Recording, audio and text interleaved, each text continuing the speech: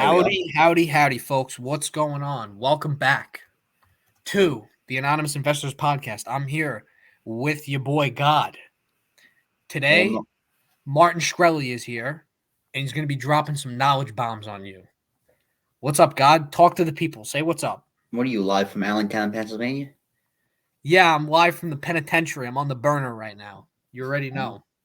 You're gonna get another 5 years. It's I'm the CEO of K Bio and Viera Pharmaceuticals, aka known as Turing Pharmaceuticals, formerly known. A lot of weird shit going on in the world today. A lot of cool shit to talk about, especially this week, man. It seems like there's a lot of shit that goes on when we aren't recording, which makes for good topics to talk about. But it also seems like there's so much shit going on that we can't keep up with. I don't know how you feel about that, but it's been kind of crazy. I know. It's like every day there's something new going on Yeah. in this crazy world. Yep. So one of the main things we talked about, at least in the last few episodes, was just this whole gas crisis going on. Obviously, we hammered Ukraine and Russia home What do you so have, a flatulence issue? much. Yeah, I have a gas issue, right? That was a good one. What are you, a dad? You're making dad jokes now, bro? You're making dad jokes? But no, yeah, anyway, the US has a big flatulence issue, obviously, and that comes with the US being morbidly obese. I'm sorry, Americans, but it's true. You need to cut down on the McDonald's, all right. But anyway, gas prices are getting out of hand. If you look even in certain parts of California, we saw that gas prices were nearly $7 a gallon. It's fucking getting crazy out here. Anyway, so no one knows how to combat what's going on with gasoline prices. I mean, well, what's the natural thing to think about? Well, the US, under at least a different administration, not to get political, but under a different administration, they were a net exporter of energy and more specifically natural gas and oil for the first time in 75 years. And America achieved energy independence. And now America is not energy independent. They're dependent upon other countries, which is obviously not a good thing because you need leverage and you need leverage in trade. And, you know, the reality of the situation is the Keystone Pipeline and all these other things changed. But now what's going on is consumers are getting hit overhead at the pump. I know you drive. I know obviously I drive. And you see these gas prices are fucking ridiculous by us, right? So now Right. what's the proposal, right? What is Congress going to do to kind of go to bat for the consumer and to try to lower gas prices? Well, this is one thing that they proposed, and I couldn't help but laugh my ass off as soon as I saw it. So here's a main thing going on. If you didn't hear about it, it's called the Gas Rebate Act of 2022. It's a bill that was proposed by Democratic leaders and obviously from California, right? So here's something that you'll find that's very interesting. Here's CNN talking about it. If you want to look this up and read it on your own time, the headline is Some lawmakers want to ease the pain of high gas prices with direct payments to Americans. Doesn't that sound like something that was going on, like the COVID payments, right? I mean, I don't know. I'm just saying. Sounds a lot like the COVID payments that were going on. Little Uh, snippy so checks again. Yeah, that's what it sounds like. So here's the bill. The bill is called the Gas Rebate Act of 2022, and it was proposed by by Representatives Mike Thompson of California, John Larson of Connecticut, and Lauren Underwood of Illinois. And basically, here is the gist of it. The gist of it is that they want to raise taxes on big oil companies and have them pay rebates for taxpayers of roughly $240 a year for single filers and $360 per year to joint filers. Why Now, are they their doing that? method, I'm sorry, go ahead. Why would they do that when they could just produce more gas by using the National Gas Reserve? And Well, here's the thing with the National Gas Reserve, and I think that a lot of people had this huge misconception of it. They have this reserve, and in theory, it's a fucking awesome idea, right? But if you look at the amount of barrels of oil they actually have in this reserve, it's only like 70 to 80 million barrels. And if you know anything about like the American economy and how many barrels per oil they use per day, it's about like 30 to 40 million at any given point. So like that reserve is more of like it's more of like a symbolic achievement than anything else. It's not actually very practical. So if we use 30 to 40 million barrels per day and that thing only holds 70 to 80 million, we're really only good for 2 days. They need to expand that. And I think that should be a main focus of like the next administration to come in, or it doesn't seem like the current administration is too keen on expanding that, but the next administration or whoever comes in, I think they need to focus on that. That needs to be something that it's such a brilliant idea because it gives you so much leverage in the world economy, especially dealing with OPEC, the cartel that it is, the oil producing exporting countries, of course, for those of you who don't know the abbreviation. It gives you so much leverage in the political landscape because the reality of it is this: the US is a fossil fuel addicted country. They need fossil fuels to run everything. And truthfully, it's very hard to function. And I know you previously mentioned this about renewables. There's been a major shift towards renewables, but at this stage of the game, we can't just drop everything and go all in on renewables if we don't have the infrastructure to support it, right? Right. And So I was seeing too, these gas prices are going up, but then there was a study, right, by the consulting company McKinsey, that the amount of oil of barrels on the market hasn't even actually changed. There's still 90 million barrels of oil on the market. So, like, how is that possible that there's 90 million barrels of oil on the market when Russia is sanctioned? Where is this oil coming from? So, like, I think the oil from Russia is actually getting into the market and then it's getting repackaged. I don't think there's actually an oil crisis that people think there is, because you see no drop off in the supply of oil through like Energy Insights and other companies are showing that there's no drop off, which is like very weird. How this oil is getting into the market, I don't even understand how. yeah, I don't understand that either. I mean, unless they're kind of going through other countries as a proxy, right? That would make sense. Similar to how, some countries will bypass tariffs and trade restrictions, right? Right, I think it's like the movie like War Dogs, how they like repackage the armory. I think like the oil is getting repackaged. That's Very why interesting. that's why Very, we're not seeing the supply drop. very interesting that you bring this up. Here's another note that was going on with this gas rebate credit that was proposed. So separately in California, Democratic governor, everyone loves him, Gavin Newsom, has a plan to give out $400 debit cards to the state's registered vehicle owners. Drivers would be eligible to receive up to 2 of those refund payments per year. So you're talking about he wants to create a plan where he's giving drivers $800 a year. How unbelievable is that? Driver And for that's in what? For California. So driving? Does it have to be an electric car or something? Do they just get it for if they drive? no, this is dealing with gas. This is the gas crisis that's going on. So it doesn't even have to do with electric cars.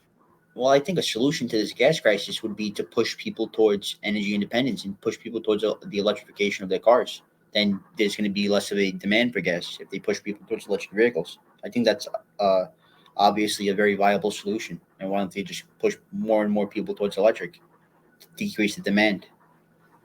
I totally agree, but at the same time, right now we don't have the infrastructure to do that.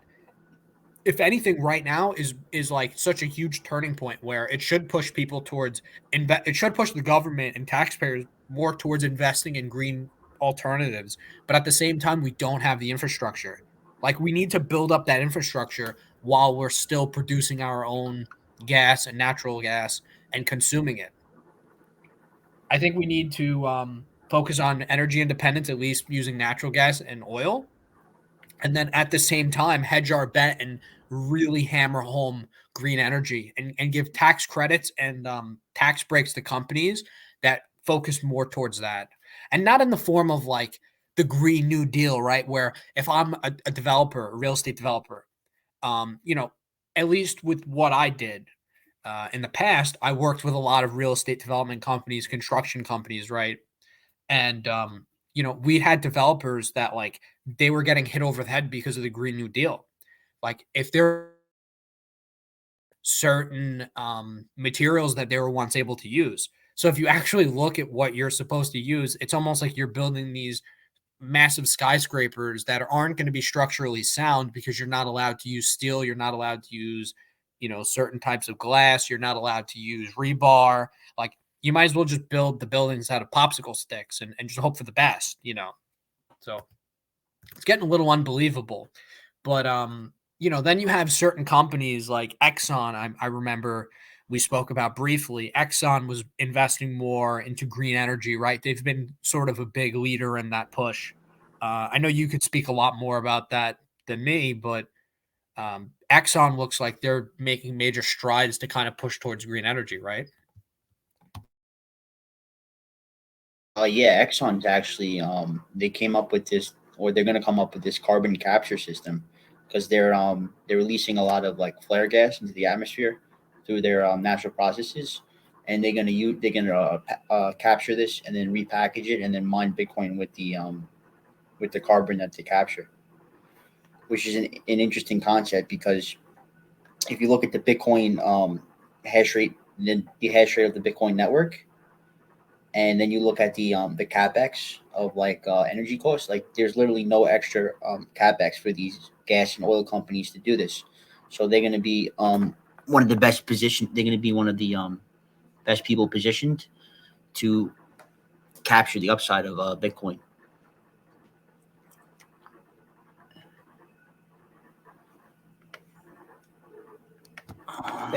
That's a real positive thing that they're doing. I mean, it's smart to move into Bitcoin mining, especially if you're using like extra energy, right, or emissions that are coming out, because at least you're using it to do something productive, right?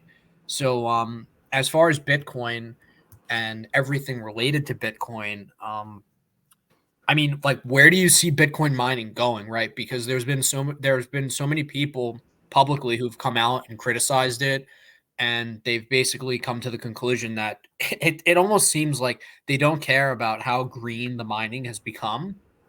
Well, those are just A lot of those are just bozos. Those people are bozos. They they criticize the energy that Bitcoin mining is used, but they don't look at the amount of energy that the natural financial system uses. You think the money just comes out of thin air, and that when the Federal Reserve they lower interest rates, and then they give it to these banks, and then these banks have their internal systems, and they're using energy they're using energy there, and then the employees that the banks hire, how do they get to work? They drive to work, and that's how they get their loan originations, and that's how they stimulate the economy. So people are not looking at the full picture and the amount of energy that the financial system uses already. And if they looked at the amount of energy that the financial system uses already, and then they compared it to Bitcoin, they would be surprised at how Bitcoin is actually more efficient than the financial system we have today. So these people are just like retarded, dum dums. I don't know if you saw, but like, if you remember this, Bill Gates came out and he was publicly speaking about how like Bitcoin's inefficient and the mining isn't very green, and he wanted to like kind of stop the mining. Remember proof of work mining? He was really going after that. And then all the crypto miners were just like, okay, bet. And then now it's like 75% of all Bitcoin mining is like green mining, right? Isn't that what's going on? Yeah, they said the banking system, right? This is from a study. They said the banking system uses 263.72 terawatts of energy each year. That's nowhere near what Bitcoin's using. So if you want to criticize the energy usage, want to look at the energy uses of the actual financial sector. We could actually be more efficient. We eliminate these central bank bozos.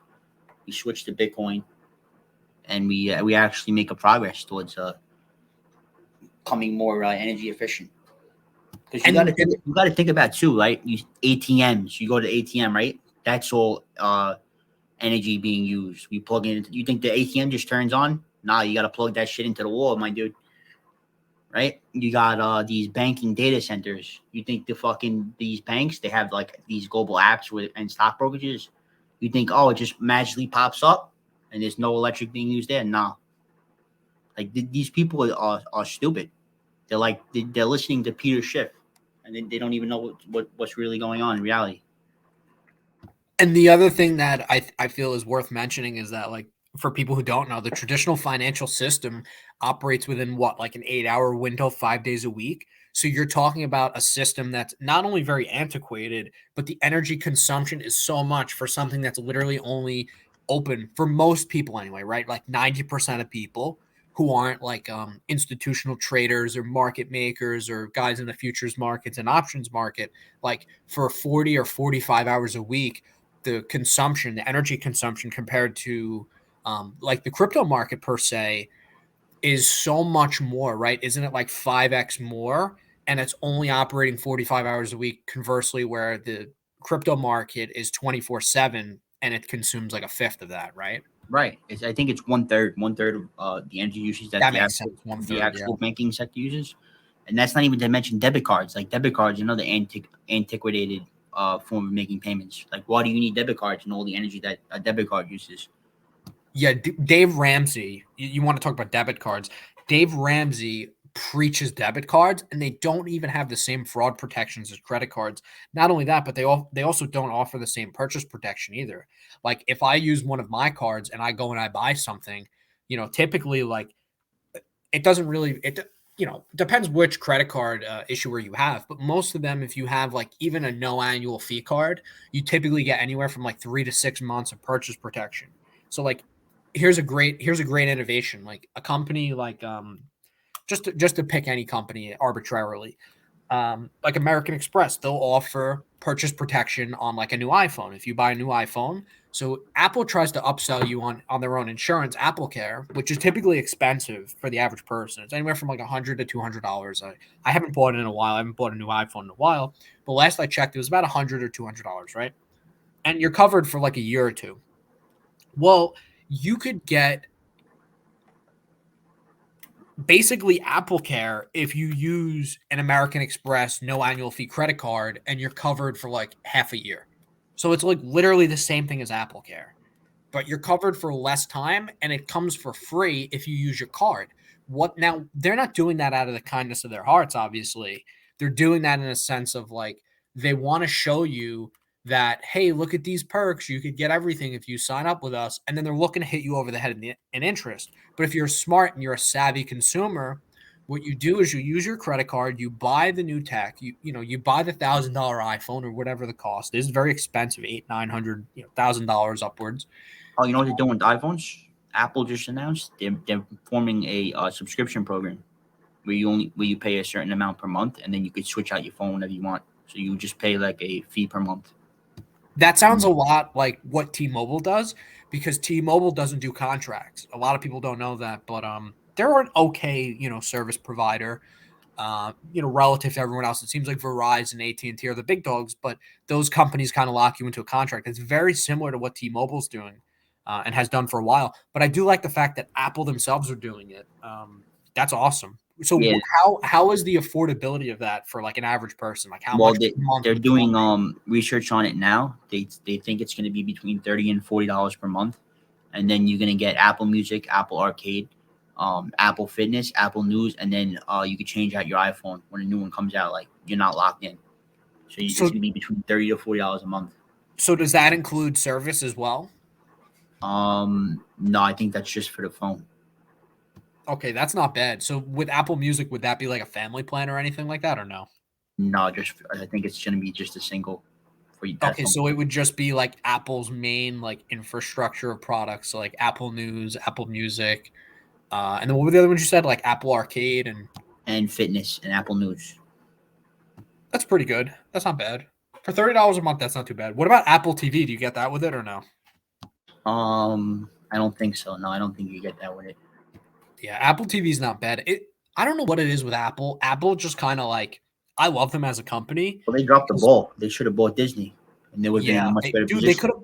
They would have had Hulu under their wing because Disney is owns Hulu, so they would have had Hulu, Disney, and then they could have had made their own content too. They would have been a content machine, and they would have rivaled Netflix, and they would have rivaled Paramount Studios and MGM and Amazon. So they would have been in a much better position than they are now, content wise.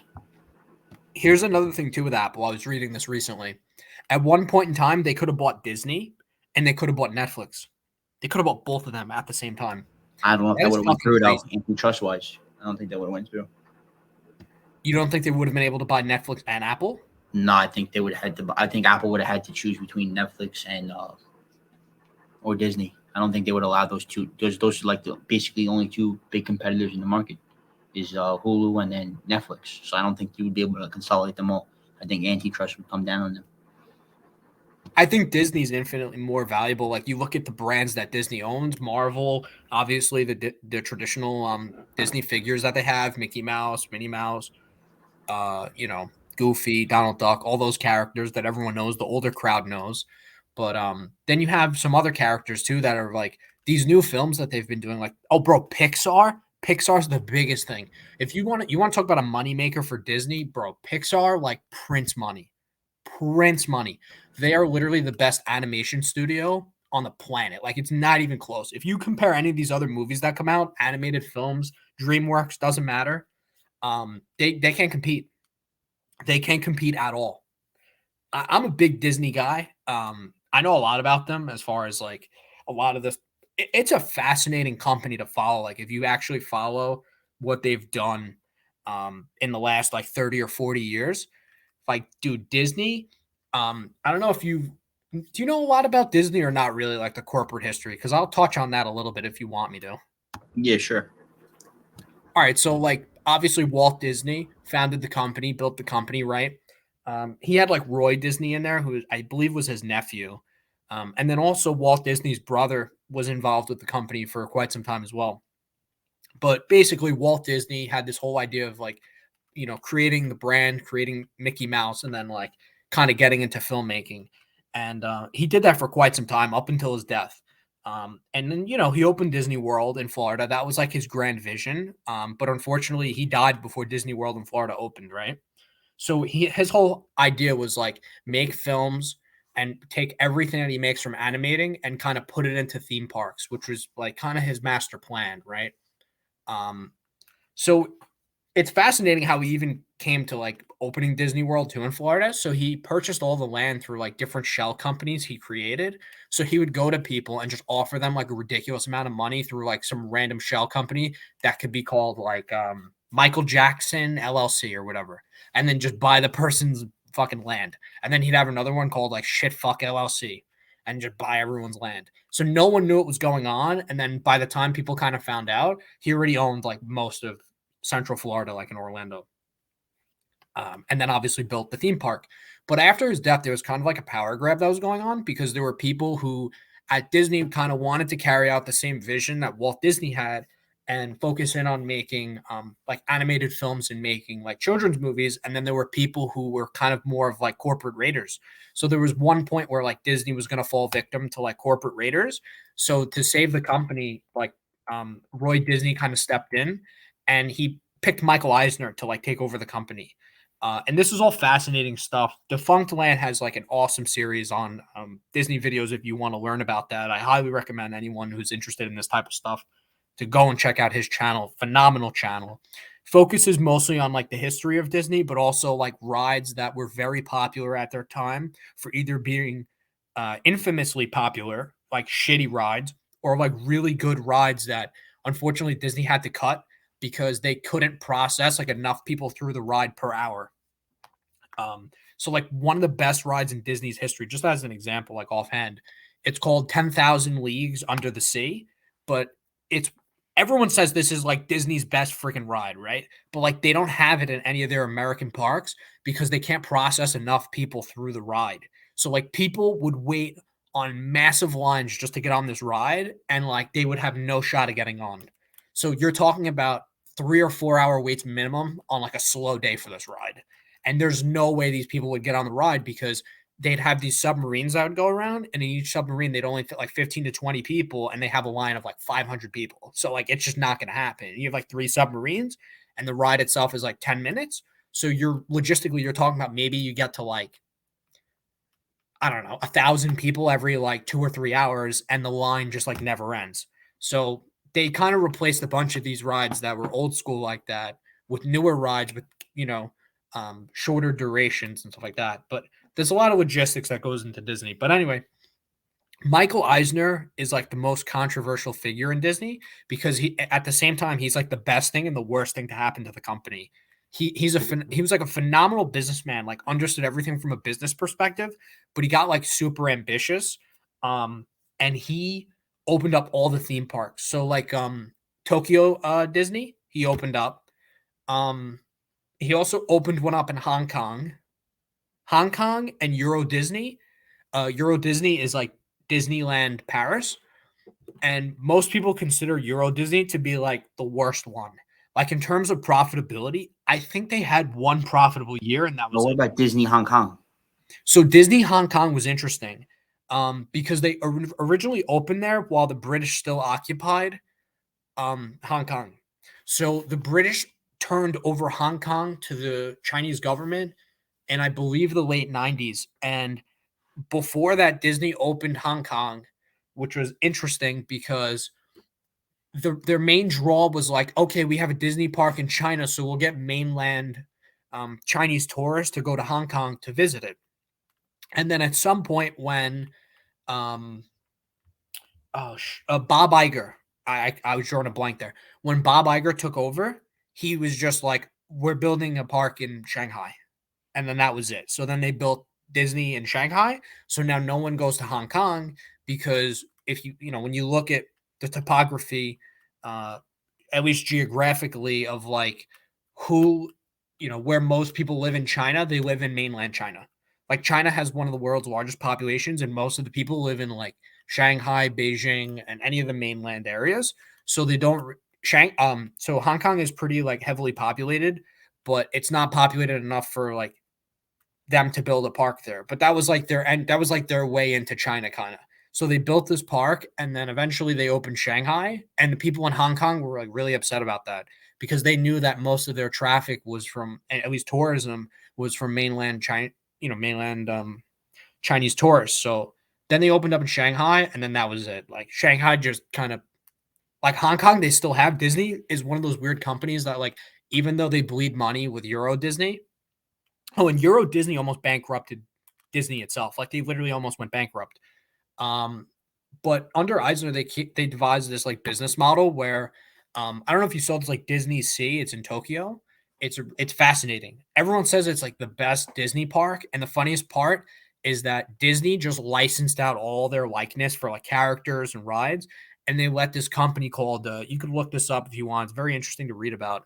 The It's called the Oriental Land Company, and they like built all the Disney parks in Japan, all the newer parks, and in China. And this company, everything that people commonly say the best Disney park is Disney Sea, and it's not even made by Disney. Like that's how insane it is.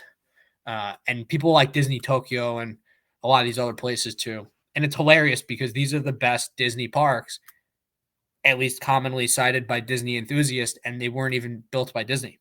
So Euro Disneyland almost bankrupted um, the Walt Disney Company, and then the same thing with Hong Kong. So Eisner's very controversial because he focused, like under his leadership, the company was its most profitable, but he was very ambitious and he tried to like scale too quickly. And he took on a lot of debt doing that. So then they had to devise a model to kind of like outsource the bill, future theme parks because they were hemorrhaging money with those two projects. So that's why like the Oriental Land Company is ridiculously like profitable, and a lot of people don't even know about it. So real interesting stuff. Real interesting stuff. Um, This is the thing too, right? You look at the success that Disney's had with their theme parks.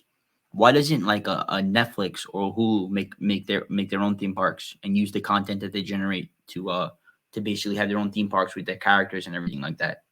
Like I don't understand why these subscription programs like Paramount, Netflix, and Hulu, they don't have their own theme parks. yeah, so I think a main play with that would be for Universal to go to them because Universal has Universal Studios in Florida, and they also have some locations in California and as well as around the world.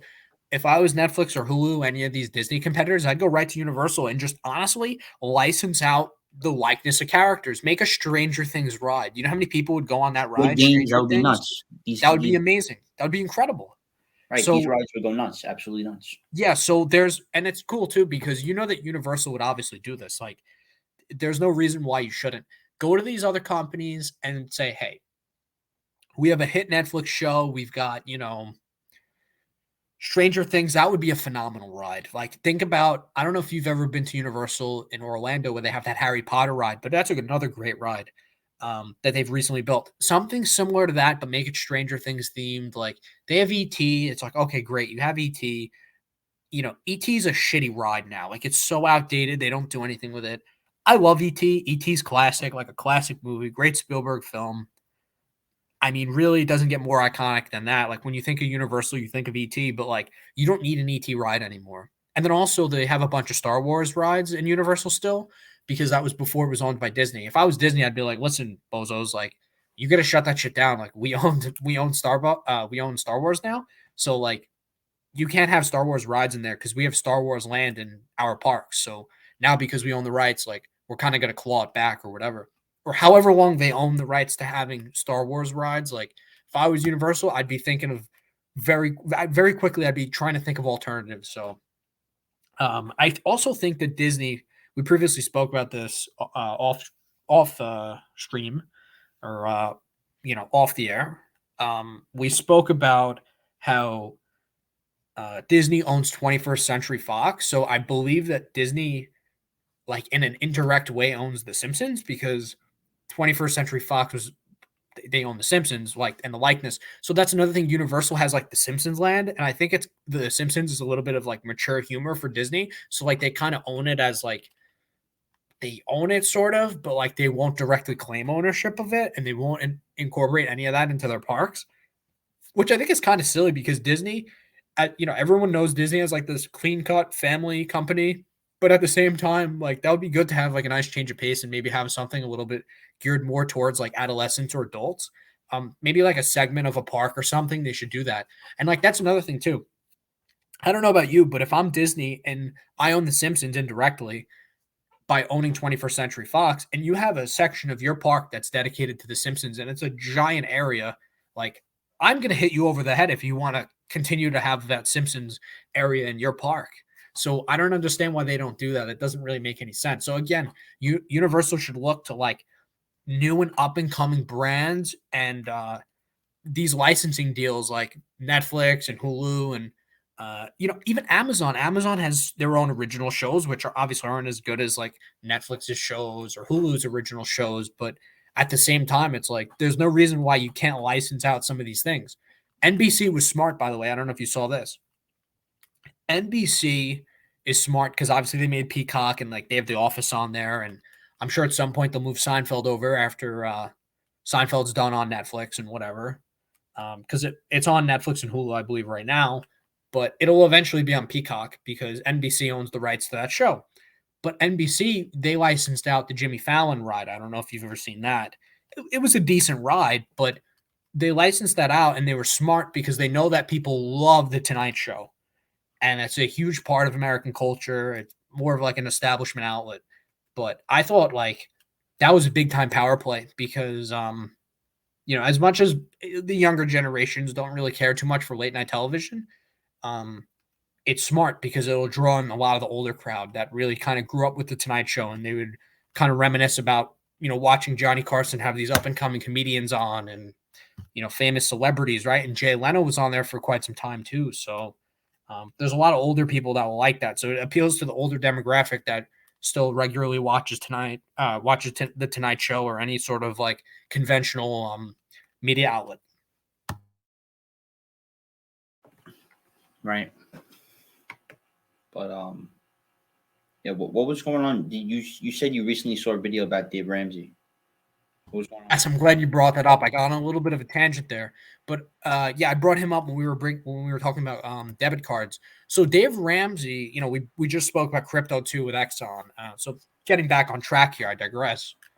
We recently spoke about crypto. So like Dave Ramsey has been like super overly critical about crypto, so much so that it's this real weird thing with Dave Ramsey. It's almost kind of culty. I don't know if you've seen this.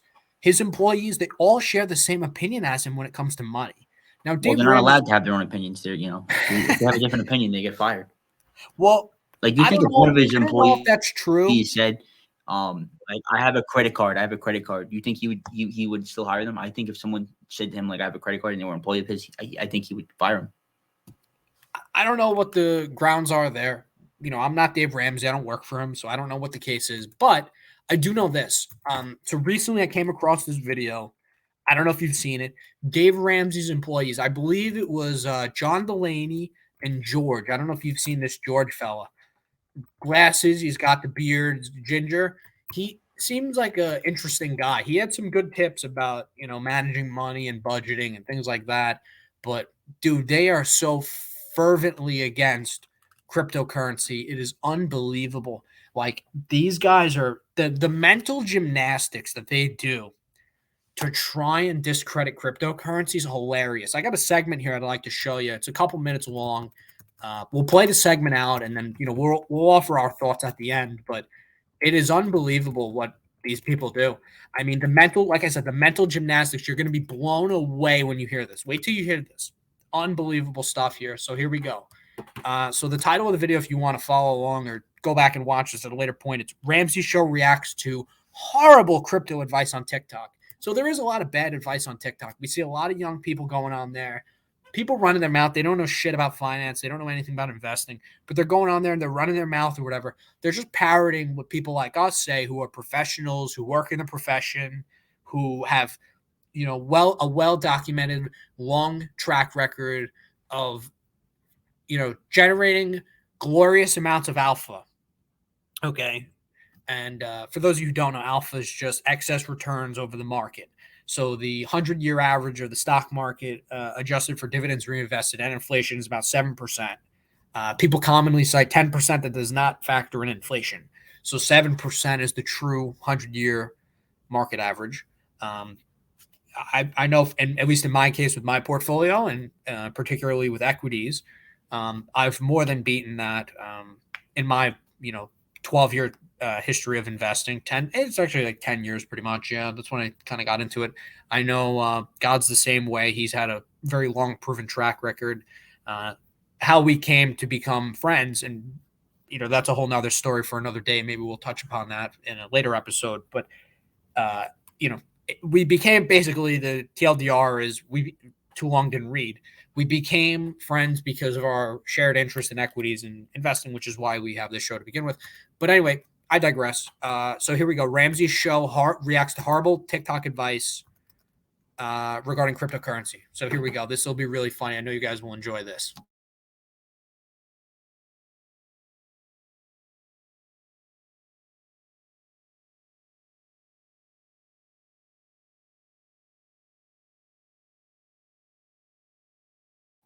Hang on here. This thing is just being real silly.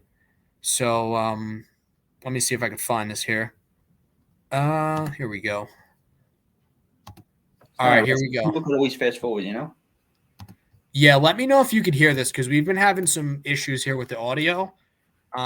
Hopefully you'll be able to hear this. If not, I'll keep trying, and we'll circle back to this. It's not a huge deal. Hopefully you could hear this. Let me know if you hear this. All right. All right. Hit play. Remember, Don, your mic is hot. Yeah, we're You good. hear it, right? We're good. Yeah. Beautiful. Raise it up, though. Raise it up.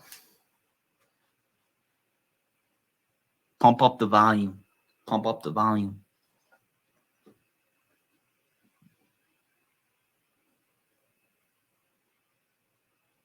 Now I'm not hearing shit.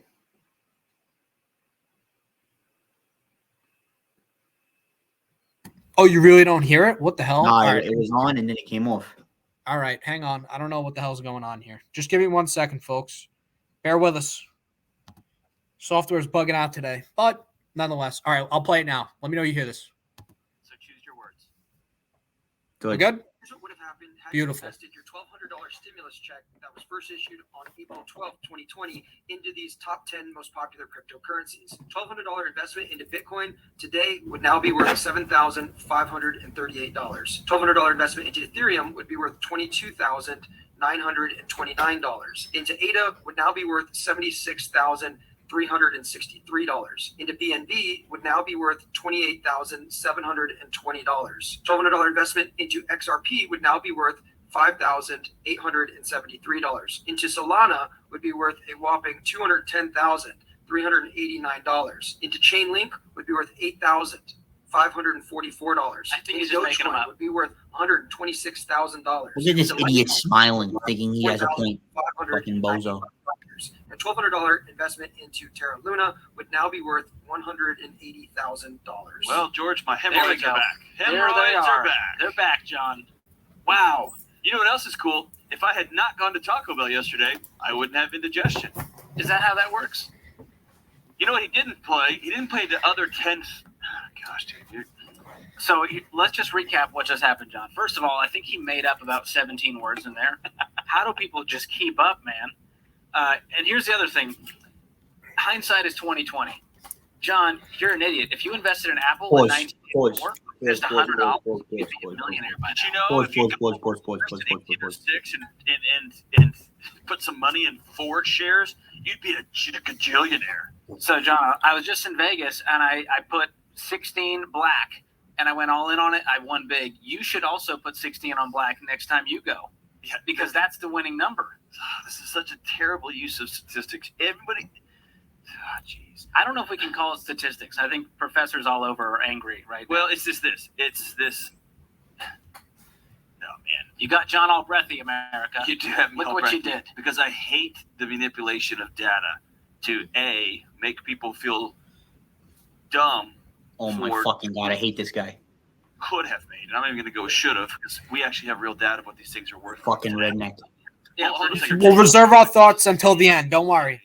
Well, if you had them, so you should. Because there is zero, none, zilch correlation. Let's hear his full thought here, you know? And it left out 10,000 other crypto, like whatever, cartoons drawn with some kid's laptop. It left all that out who people lost their minds, right? So you take a narrow snapshot of those things and it makes you feel stupid and left out. And then that's going to encourage people to go make some reckless choices with their money. Oh, Nonsense hurts people. It's not helpful. No, it's not helpful. Not at all. It just gets. I hear the groaning. Makes you feel more Let's hear his full vulnerable. thoughts here. Come on I now. missed out again on the next big thing. And as we know, timing the market is the most dangerous thing you can do. And we say it's not about timing the market. It's not about timing the market. It's about time in the market. It's about consistency over time, when it's up, when it's down. pinhead thinks he's Buffett. And things long Relax. proven track record. That's why we recommend mutual funds over the next meme coin that just came out. So producer James pulled up some. All right, listen to this. Listen to this. This is Pulled up big. some interesting things here. If you had invested $1,200 into Ethereum in November 2021, as of January, you would have $840. There goes. Who gives a $400. fuck? That's 2 months. We'll go Listen, back- listen. Early November 2021, as of Pause. mid-January, You gotta pause. I gotta talk now. $60. You The, gotta- the point isn't done. Hold up. You you got to gotta hear talk this. now. You I gotta gotta hear talk now.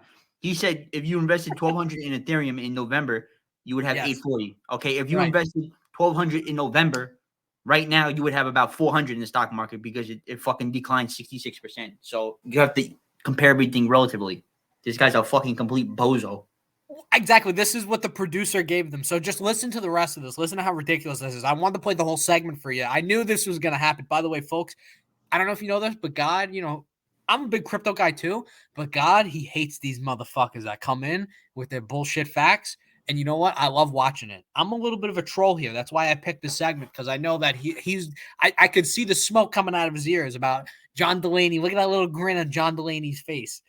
God's like, he wants to smack the shit out of him and knock that grin right off. Fucking iron your shirt. Like, come on. Metaphorically, of course. Like if you would have invested in Bitcoin, he could have actually bought a fucking cashmere shirt instead of that fucking cotton piece of shit that he's wearing. We have enough money to All right, actually folks, buy cashmere. let's hear the rest of this. So he offered a 2-month timeline with what was that, a Bitcoin or something, or Ethereum, whatever. The producer gave him notes, and the notes are so horrible. You got to hear this, folks. He doesn't even use the same timeline for each coin. So remember, the first coin was only 2 months. November, December, January. It was only 2 months. Listen to this now. Hang on. Hear the rest of the coins that he lists out. This is hilarious. The guy pulls the dates out of his ass to be like, oh, if you add it from this time to this time, you're down. But he doesn't use the same timeline. Just pay attention, folks. You got to hear this. This is so Well, he doesn't even hilarious. talk about diversification in coins. Right, he doesn't. He You could just buy a he basket just writes of it off different- as it's you all could buy a garbage. basket of Hang on. different Let's coins. reserve our thoughts here. We got He another talks about couple of seconds. diversifying the stock market, but then he says, "Oh, you put all your money in this meme coin. No, you have to diversify into different coins. We gotta play the rest of the segment out, and then we'll offer our thoughts at the end. But you gotta just hear how ridiculous this is. I knew this was gonna get you all riled up, which is why I picked it. It's good entertainment, and it's good lessons for people listening. So here we go. Congratulations. Just lost half your money. Way Golf to go. clap, America. If you invested $1,200 into Dogecoin in May of 2021, as of January, you would have $360 instead You're of an idiot. You invest into Dogecoin, you're an idiot. For a fact, John, here's why. When we were doing the episode on cryptocurrency on the Fine Print podcast, which you can go listen to wherever you listen Middle to school podcasts. boys everywhere were angry with you. They're very. All right. Anyway, that was the segment. What's interesting about it is that He talks about Dogecoin. Like, come on. Like, you yeah, gotta look- Doge was the Coinomics. biggest. Doge is the biggest piece of long time. You know what? Actually, I take that back. The whole purpose It's a of a crap I've seen cryptocurrency is in it's the last supposed to be time. it's supposed to be deflationary. So like, why would you buy Dogecoin that doesn't Right. have a Infinitely fixed cap? inflating. It's worse than the dollar. You're better off You holding want the a fucking dollar. cryptocurrency with a fixed cap. Like if you're buying a cryptocurrency doesn't have a fixed cap and that keeps inflating every year, you might as well just keep your money in the dollar. You're not solving the problem that cryptocurrencies solve. which Right. is At least with the basically dollar, deflationary. inflation's only 8% a year and not fucking 1,000 or whatever the fuck it is with Doge, you know? The whole point of cryptocurrency is to get away from infinitely inflating medians of exchange that lower your purchasing power, right? The whole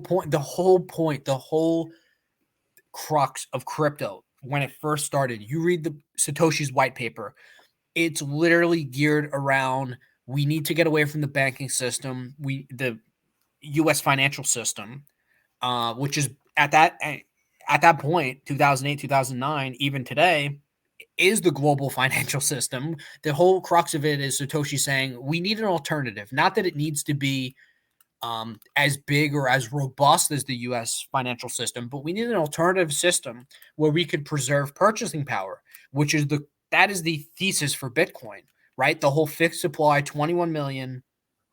Right. Nothing will ever be created past that. It cannot be counterfeited.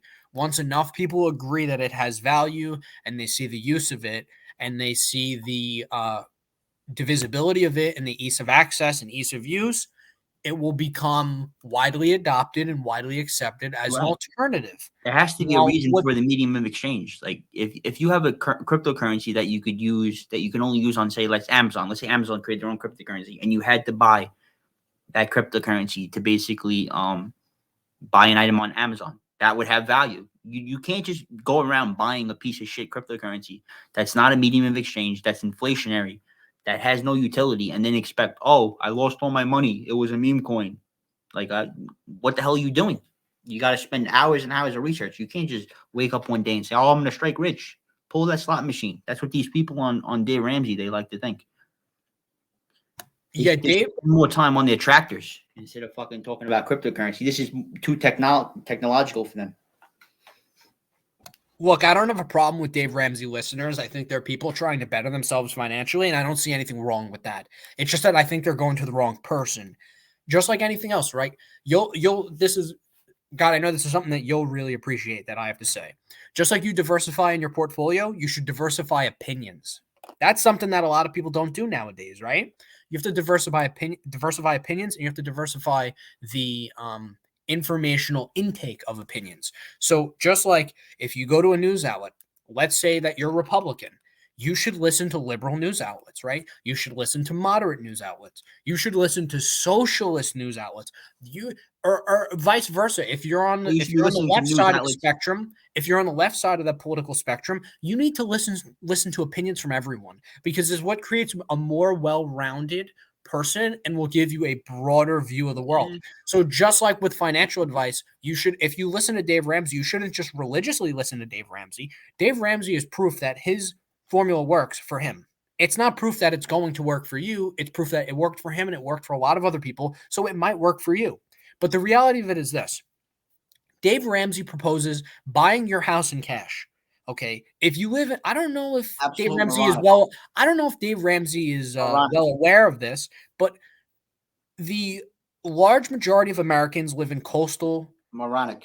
cities and metropolitan areas where housing is essentially unaffordable. Moronic. If you wanted to buy, I agree in a sense, he is a moron with that take, because he's offering advice that isn't applicable to probably 90% of his potential audience, because 90% of Americans, his major demographic is Americans, right? Older Americans. Like, unless you bought a house in New York or LA 20 or 25 years ago and you had that much cash sitting around, which even then housing was very pricey, a little bit more affordable than it is today, but still very You expensive. would still on that be an idiot spectrum. because you could have bought 2-3 houses. Right. And you You could have still used be more. leverage, and you could have rented them out and generated monthly cash flow, got tax breaks. See, the thing with real estate that's very interesting, and I'll touch on this very briefly, but we could have a whole episode dedicated to real estate. I love real estate so much. I worked within the field. And real estate, like, it literally is one of the best investments of all time. You're talking about, with real estate, this is access to things that the average person normally does not have access to. So with stocks, you could do the same things that I'm going to mention with stocks, but it is a little bit more complicated, right? It involves like futures, and it'll involve options. And most people, they don't have the fucking time or the patience to learn about something that's so archaic in the financial system, right? So real estate's good for this. Real estate, number one way to cash in on real estate, appreciation, either through forced appreciation, which is what I like to call sweat equity. You buy a POS house, piece of shit, you fix it up, put a new kitchen in, put a new bathroom, put some new tiles in, boom, bing, bing, your equity goes up. You spend 15 grand remodeling the house, and now all of a sudden the home value increases by 50. Congratulations, you just made $25,000 in equity, right? You just made $25,000 in profit. You put 15 into the house, that increases the value by 50. Way to go. Okay. That's number one, appreciation, forced appreciation. Now, 1B is appreciation of the value of the property based on the area in which it's located, right? People talk about location. That's big in real estate. If there's major developments going on in the area and major development projects, and more specifically, and this is what a lot of people don't talk about, corporate developments. You have new office buildings being built. You have major companies moving into neighborhoods and into the residing areas. That's going to boost the value of the Well, you would never get in at the cheap price because you would be waiting to save up the cash. So you would miss out on all this appreciation. Exactly. But I'm just picking your nose.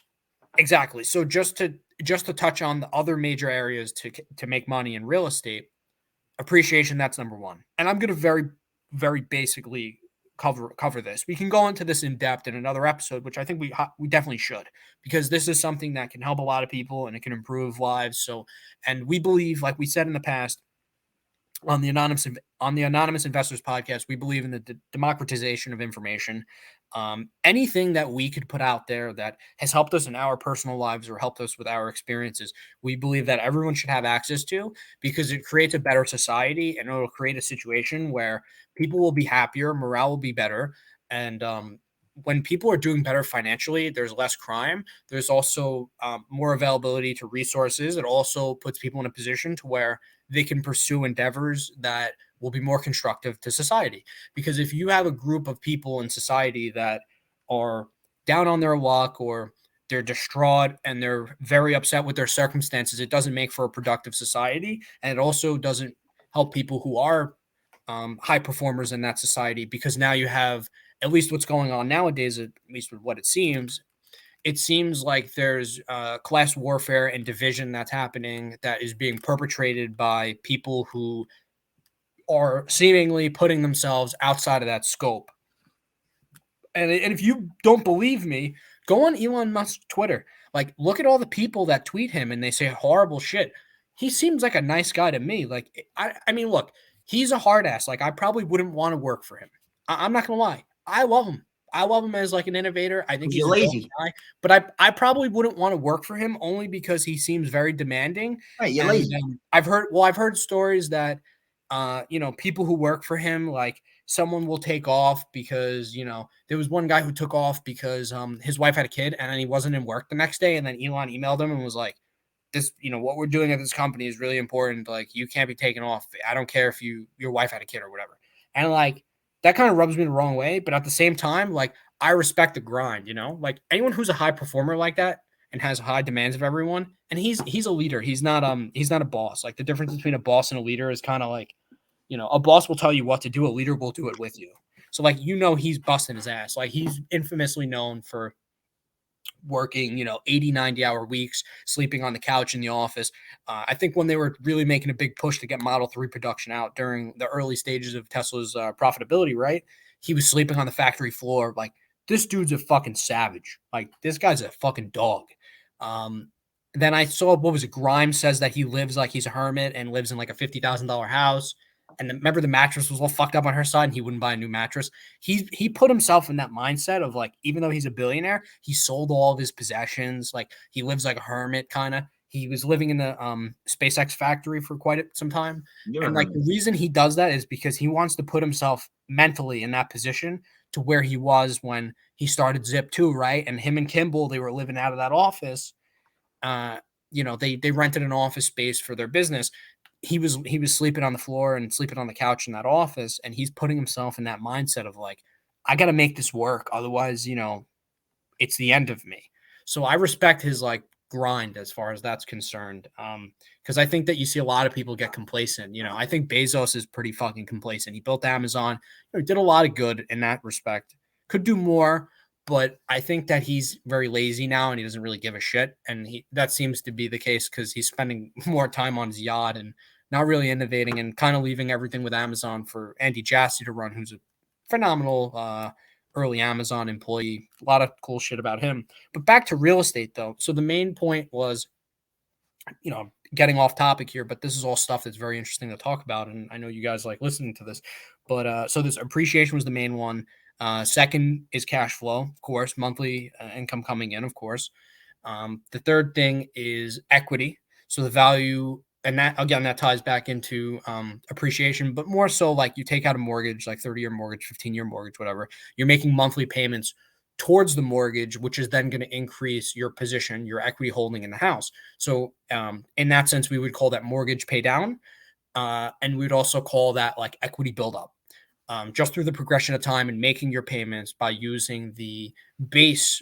Like, if your cash flow is $3,000 a month and you have a $2,500 a month mortgage payment, you're putting $2,500 of the $3,000 coming in. So you're left with $500 left over. And then you have all your write-offs, depreciation, CapEx, mortgage interest, property taxes, things like that. You could write off and offset against the 500.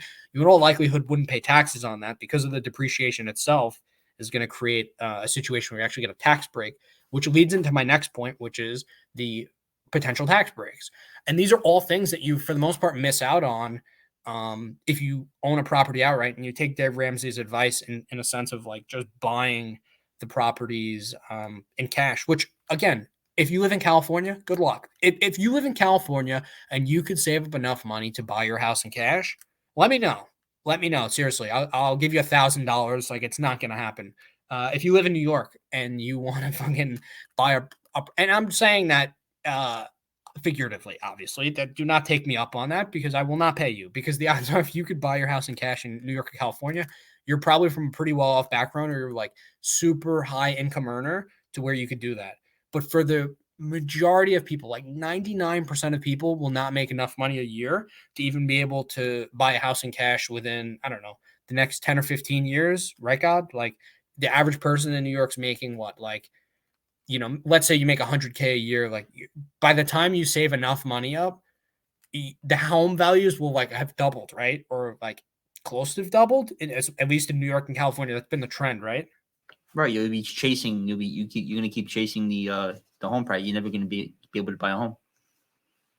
As you keep earning more money, the home price is going to keep going up and up and up. And then you're going to be wasting money on rent that you're not even going to get a return on appreciation on. So you're going to be paying people, say, I don't know, $2,000, $2,200 a month on rent. That's wasted money that you're not going to capture on any kind of resale. And then you're not even going to get the benefit of the $500,000 in free capital gains that you get when you sell a home. So and just to point this out, because a lot of people aren't too privy to this. So this is a really good point. I'm glad you brought this up. So as far as tax situations, if I live in a property, right, and let's say it's a triplex or a duplex for the sake of argument, right?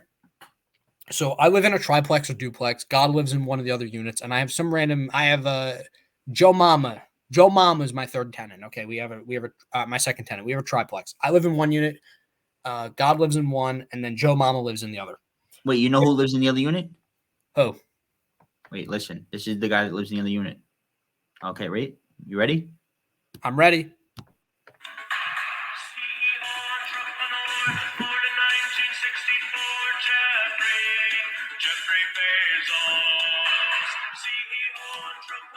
Can you hear that? Yep, Jeffrey Bezos. All right, so all right, let's pause this now. Come on, let's get serious here. So I have a triplex. I have 2 people in the other units. I live in one of them. So the situation is, as long as I live there, and that's my primary residence for at least 5 years, I could turn around and sell the property. So as a single filer, in my case, I would be able to exclude $250,000 in gains, which is phenomenal. That's big time. And if you're married, it goes up to 500,000. So that's what God was previously alluding to. That's a major tax break for homeowners who live in a property and they sell it. It's a very good way to cash out and not have to pay Uncle Sam anything. So it's it's actually very common, but too many people don't know about it, particularly in the younger generations, millennials and Gen Z. These are things that you got to think about with home ownership. Another thing too, like we said, it's pretty much impossible to buy a home in cash. And if you do, and you compare the returns to, say, the stock market, you're way better off in the stock market. Like, for the majority of homeowners across the United States, like, their homes really don't appreciate in value. Like, if you look at areas outside of, like I said, the coastal cities, like if you look at, I don't know, Idaho, Utah, anywhere in like the Rust Belt, those home values are not really appreciating unless you're doing major construction and you really kind of become like a real. But you don't need appreciation because the cap rates are higher. So you don't need no appreciation in Idaho or Ohio because exactly.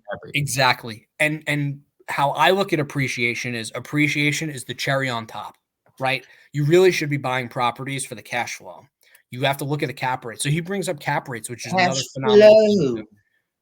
Exactly. Cash flow. That's by the way, I don't know if you guys ever heard this song, Cash Flow by Ace Hood. I love that fucking song. He's like, cash flow, I need it on time. I'm talking bankroll. That's like fucking Grant Cardone's theme song. But no, anyway, so the cash flow is like the main reason you get into real estate. And then the tax breaks is probably the second biggest reason, because it really is like, once you use leverage to get into real estate, it really is such an incredible tax shelter.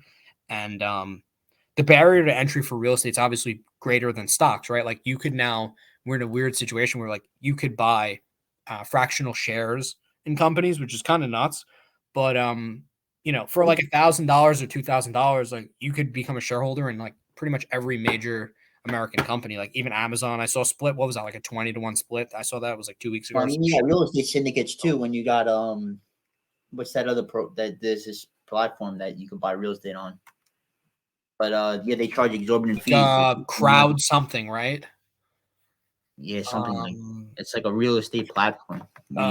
What is that called? It's similar to like Lending Club, kind of, right? Well, no, it's like you buy actual houses on the platform. You buy like a percentage of it. Oh, Fundrise, that's what it is. Fundrise, yes.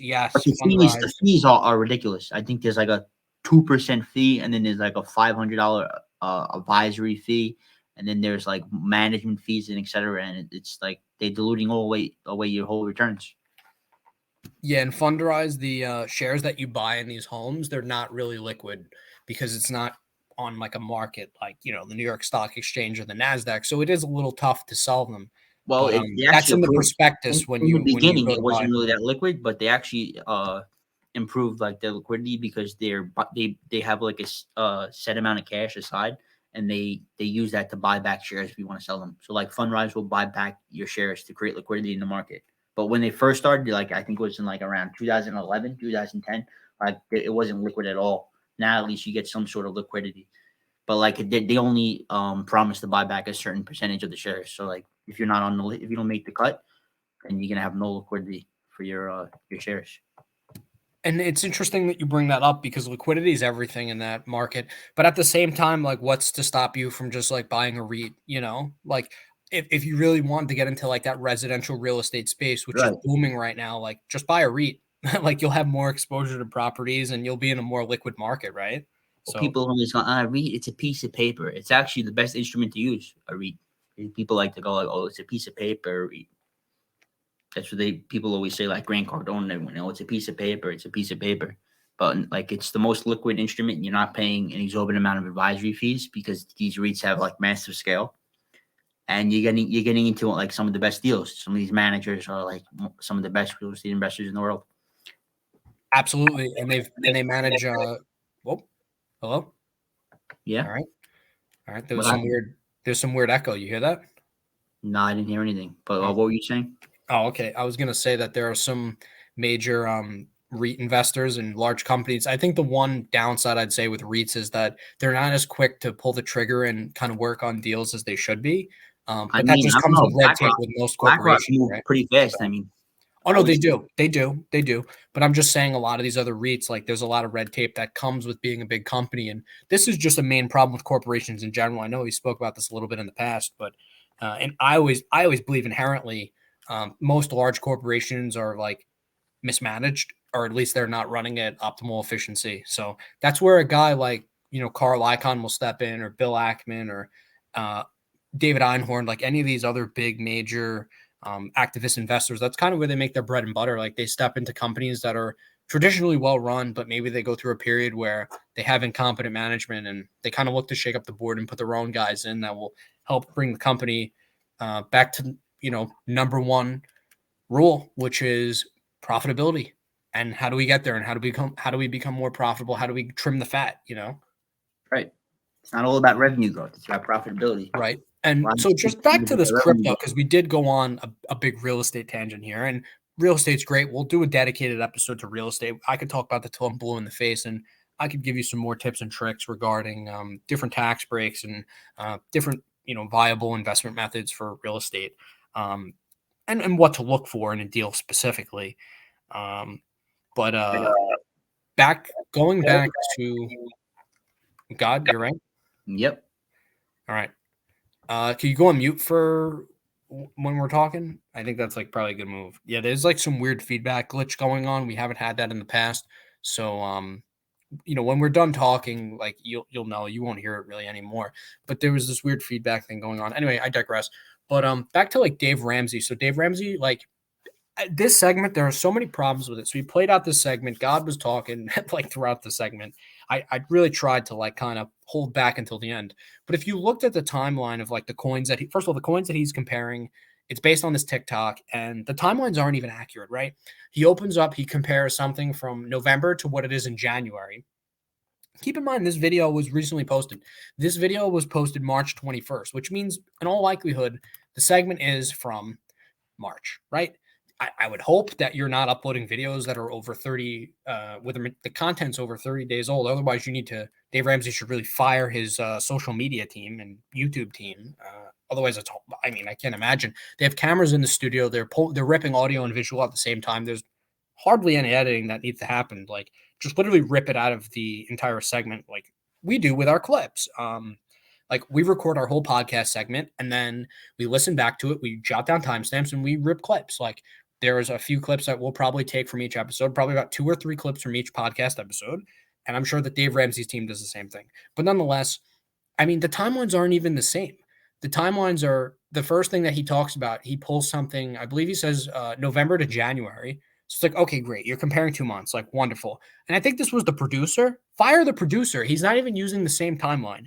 Like, how are you going to compare? Okay, well, if I owned it for 2 months, then the stock went down or whatever.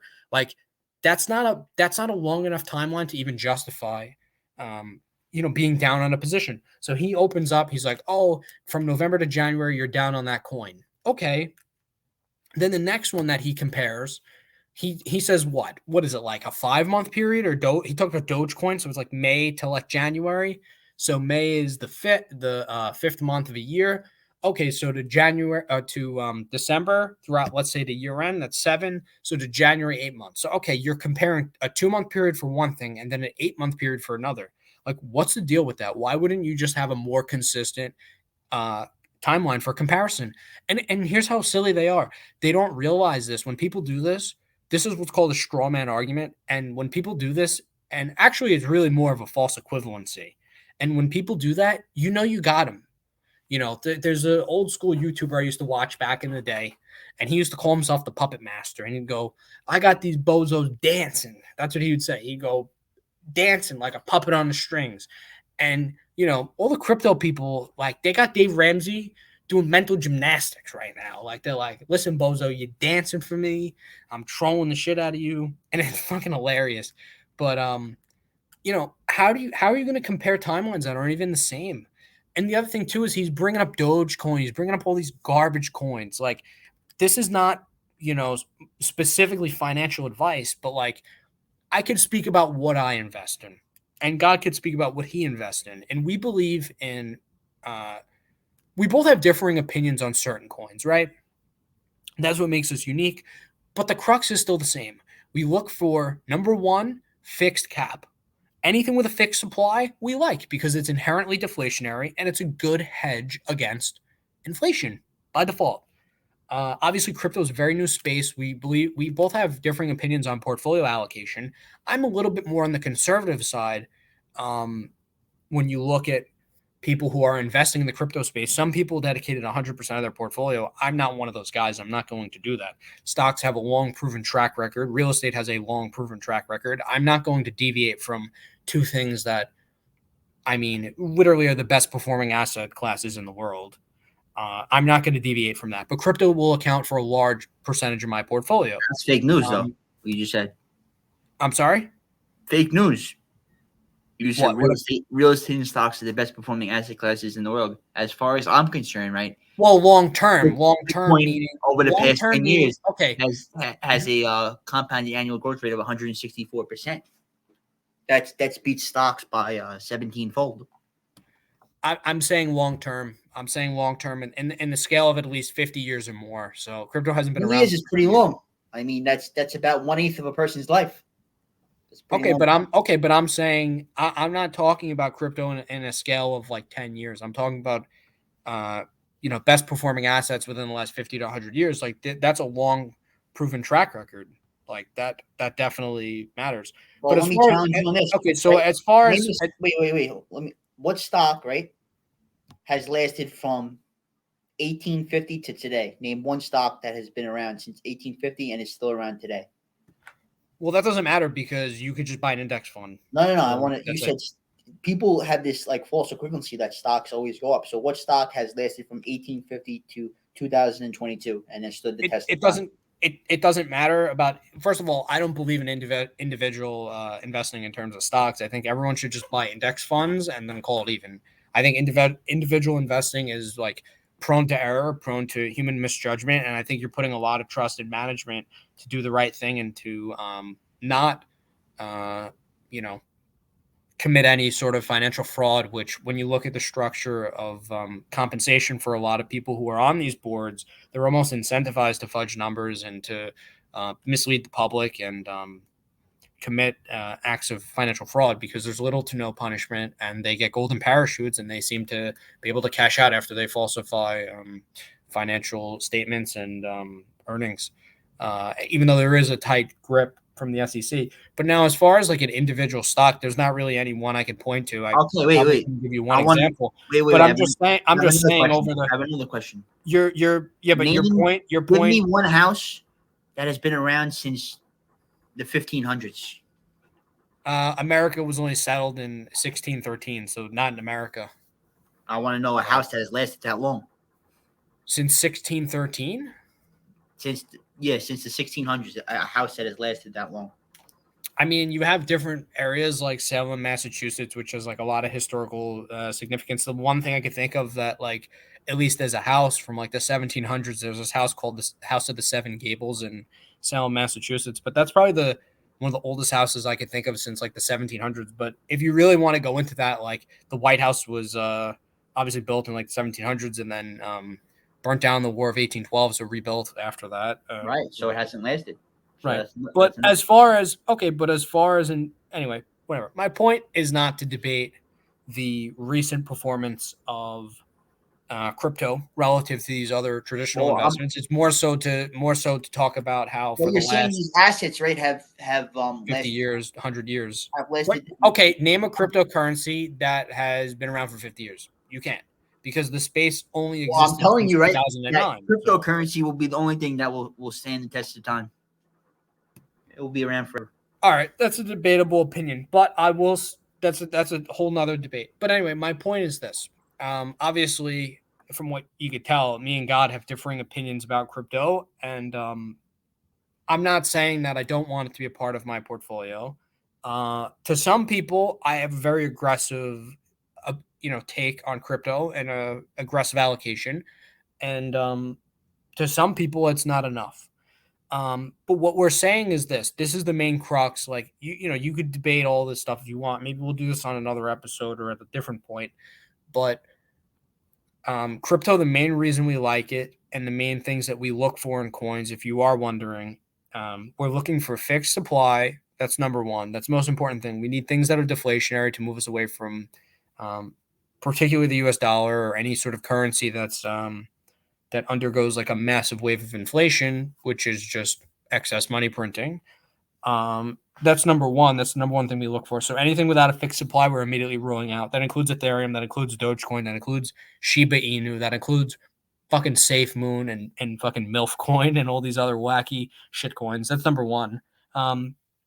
Number two, the thing we look at least this is my opinion, I look at utility. I want to see what is the use of case for what I'm another investing thing too in. on the supply, it can't be like one fucking quintillion or one fucking septillion or some shit. Like it can't be a fixed supply that's extremely high. Not some Right, bullshit. because at that point it might as well just be inflationary, Exactly. So another point is utility. I know that I value utility pretty high for cryptocurrencies.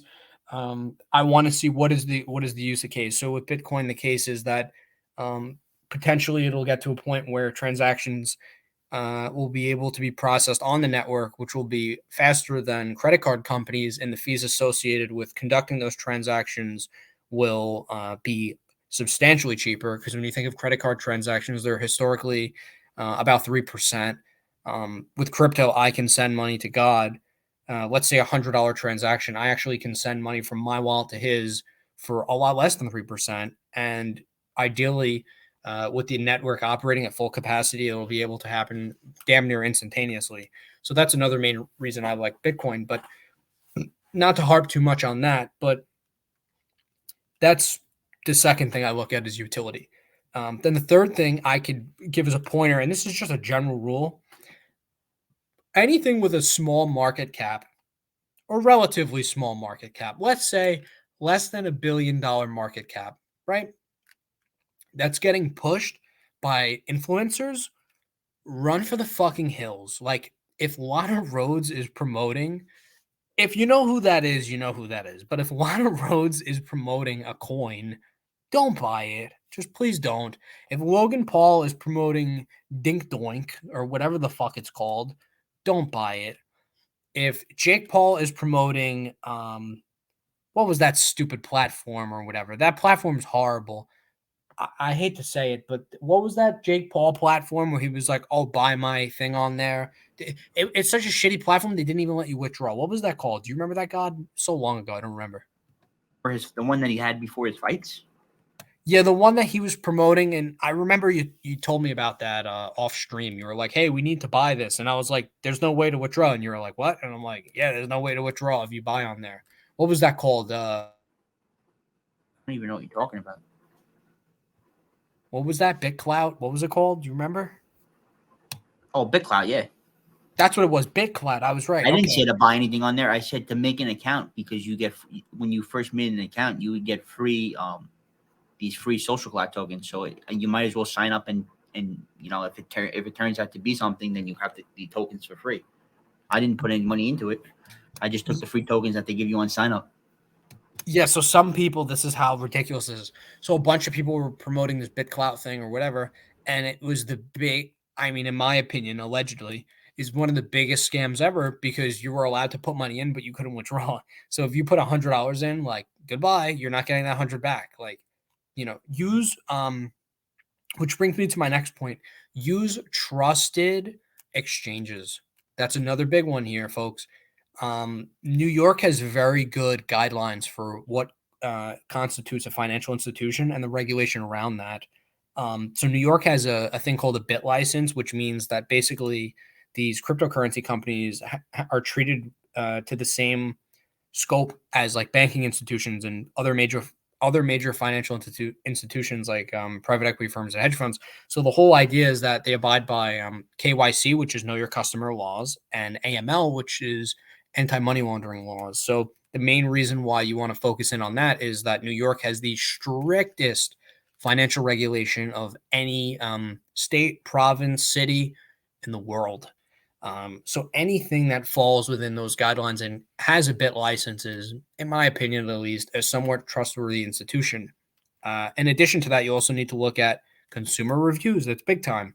So this is not, we're not endorsed by anyone here, but two of the major exchanges that you could look towards, at least if in New York, if you're not in New York, again, you should still look at these institutions if they do a commerce in whatever region you live in.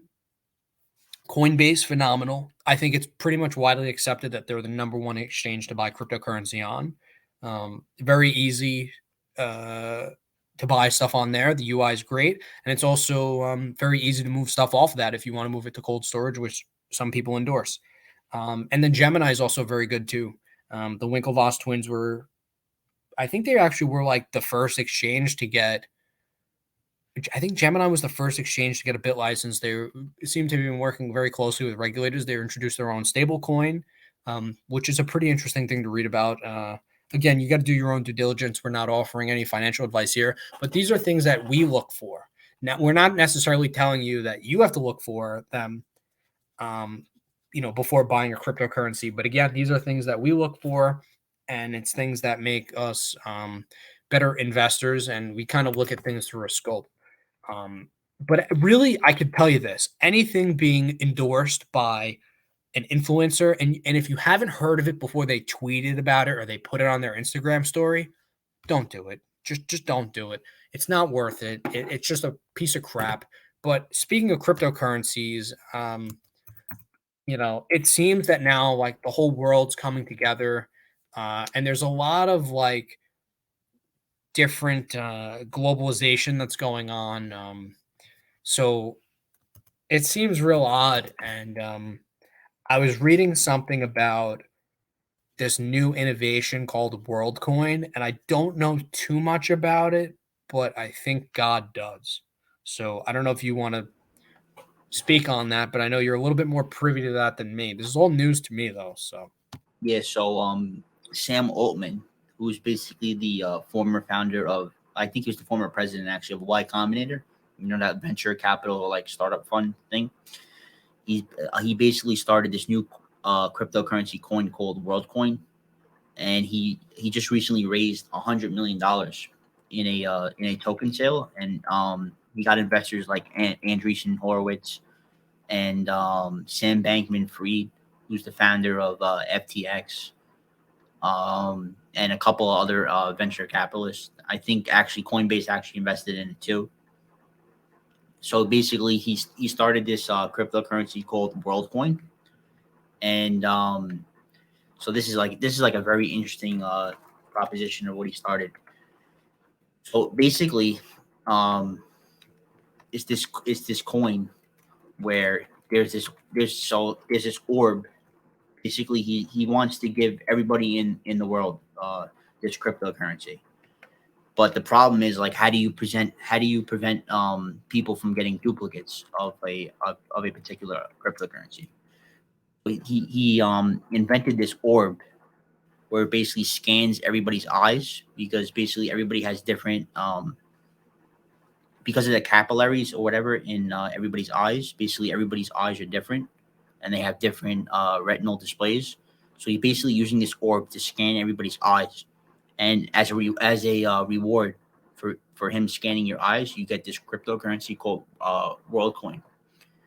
So he's basically giving these orbs to I think they call them orb developers or whatever. So he's sending them out to all different areas. I think it's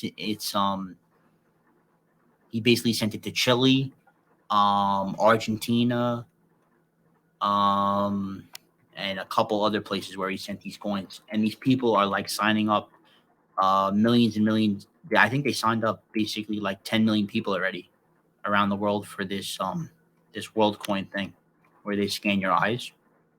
And his idea is basically to it's to have like a universal basic income where everybody is basically allowed to is going to have a set amount of money each week, and he verifies it through basically their retinal scanning, which I think presents a couple of privacy concerns, where they have this data on your eyes, and what are they using this data for, and why do they need the scanning of your eyes? So like I think this is a I don't know if I would sign up for this, or basically look into this orb and let them have a retinal scanning of my eye. I think it's very weird. Yeah, I think that is something that's really interesting, and it seems that finally, people are coming around to these really weird like privacy concerns arising with companies. Right, we see that with Facebook. A lot of people moved away from Facebook, and now we're seeing that consumers are putting big tech companies under a lot of pressure to. I say Facebook, but really, Meta. Right, they rebranded. It seems like now a lot of these big tech companies are under fire to like finally take control of privacy issues that have been going on with companies. Like Apple cracked right down on Facebook, right? They stopped targeted ads. That's what it was. And that negatively impacted the stock and just destroyed Facebook's advertising revenue. Yeah, it's true. So the problem I see with this is we see with this coin is too. Like I guess it does present a valid security measure where you can only open your wallet if with your the retinal scanning of your eye, because basically if you look at twins or whatever, they have the same DNA, but twins don't have the same retinal scans. So basically it's a way to protect it. It's a good technology that's basically a way to protect your cryptocurrency. But I think there's different measures that can be put in place basically to have your crypto protected. You could basically have it secured in one of those vaults. I think that's in Switzerland. It's in the mountains. You could basically invent a blood device where it only opens with your blood, or basically you have to basically give it a piece of hair or another piece of DNA for it to open. I don't think this scanning is a viable technology. I think it's actually going to present more harm than it does good. I'm not a conspiracy theorist, okay? But let's say I am, for the sake of this example, of course. To me, it seems that the offering of universal basic income and then access to that universal basic income in the form of like retinal scanning and collecting people's DNA, it just seems like they're basically, I could be wrong. Like I said, hypothetical conspiracy theorist in this example. If I was a conspiracy theorist, I would kind of think, okay, they're essentially paying people for their DNA, right? Like, is that fair to say? Yeah. And another thing too, like I've always again, hypothetical conspiracy theory example. There are some people who think like 23andMe and all these ancestry.com and all these other companies that collect your DNA, like what are they doing with it? They're obviously not destroying it after the fact, right? Like how do you, and even if I would say probably get sent to police agencies, or like I would say probably gets stored. I wouldn't doubt that. I mean, if I was a local police department and, someone, whether or not they're an offender or not, like you have their information, you have their date of birth, you have all their genetic information. Right. You're expanding your database in case they commit a crime in the future. Put it into the database before they even commit a crime. And then like now a guy commits a crime and let's say, or there are fingerprints on a gun and you don't really have any leads of like who to investigate, or you don't have any camera footage, you could just run through the database and see whose fingerprints they are before like even interrogating anyone. And you'll be able to figure it out like that. Cause you go, oh, we have a match we have a 100% match of those fingerprints in our database because that guy took a DNA test or whatever the case may be, or he like scanned his thumb. Like there's no way that I find it very hard to believe that, these companies aren't turning over this like very sensitive DNA information over to other law enforcement agencies or governmental agencies. These orb operators are actually making like a shit ton of money, and they're like in these poor countries like Nigeria, Chile, etc. they're signing up. They have like basically a group of people, and they do like 24-hour shifts, and they're signing up like 10,000 people a week. And they're saying some of these orb operators are making like $500,000 a year in these poor ass countries like Chile and Argentina, which is fucking crazy. But I mean, I guess that's the location you want to go to if you want to basically have the most easy way to collect this data. Like if you have orb operators in the United States, I think they would be more hesitant to basically scan their eyes to get a cryptocurrency. But if you go to a poor country where people are starving and they can't get food, they'd be more open to it. Of course, because their DNA to them doesn't mean anything, right? Like the main thing that matters to you if you live in a poverty-stricken country or a country that doesn't have adequate access to food, water, and shelter, like your main goal is like, where's my next meal coming from? Like, where am I going to spend the night, right? And how can I put myself or my family in that position to be able to have readily available access to food, water, and adequate shelter? So, if you sell your data or you sell your information, you're just like, woohoo, like this is good. I'm getting paid for something that doesn't really require too much extra effort on my part, and I'll be able to provide for my family. And these are people who have obviously very limited options. I was reading right? the white paper. Supposedly they're only going to store your data for 2 years while they basically work on the technology to basically develop the retinal scanning, and then they're not going to store your data anymore. Once it's in the system, they're going to like delete it. But I don't know how true that is. Every time I hear companies say like, oh, we don't store your data, we don't keep it on in our servers, maybe about 6, 7, 8, 9, 10 years later, there is a privacy lawsuit, and they basically pay a huge sum of money because they basically did end up storing your data. Like Snapchat, they said, oh, we don't store your pictures on our data center or our clouds. Then they've got found out later on, oh, they do store your pictures on there. There's tons of companies that say they don't do it, and then they basically get discovered that they do it. Right. Well, how do you think? Here's another main thing that you got to think about, folks, with technology. Any sort of service that's offered to you for free. Think about it. How do you think they're making money? Like, I don't know if you saw the Social Dilemma on Netflix. I highly recommend it if you haven't seen it. But you are the product, like God just said. Like Facebook is a free-to-use service. Instagram free-to-use service. Snapchat free-to-use service. Like, how do you think these companies have like multi-billion-dollar, or in like Facebook's case, multi-hundred-billion-dollar valuations? Like, how do you think they make money? They're selling your information, and they're targeting you through the form of advertisers. They're straight up selling your information to data banks.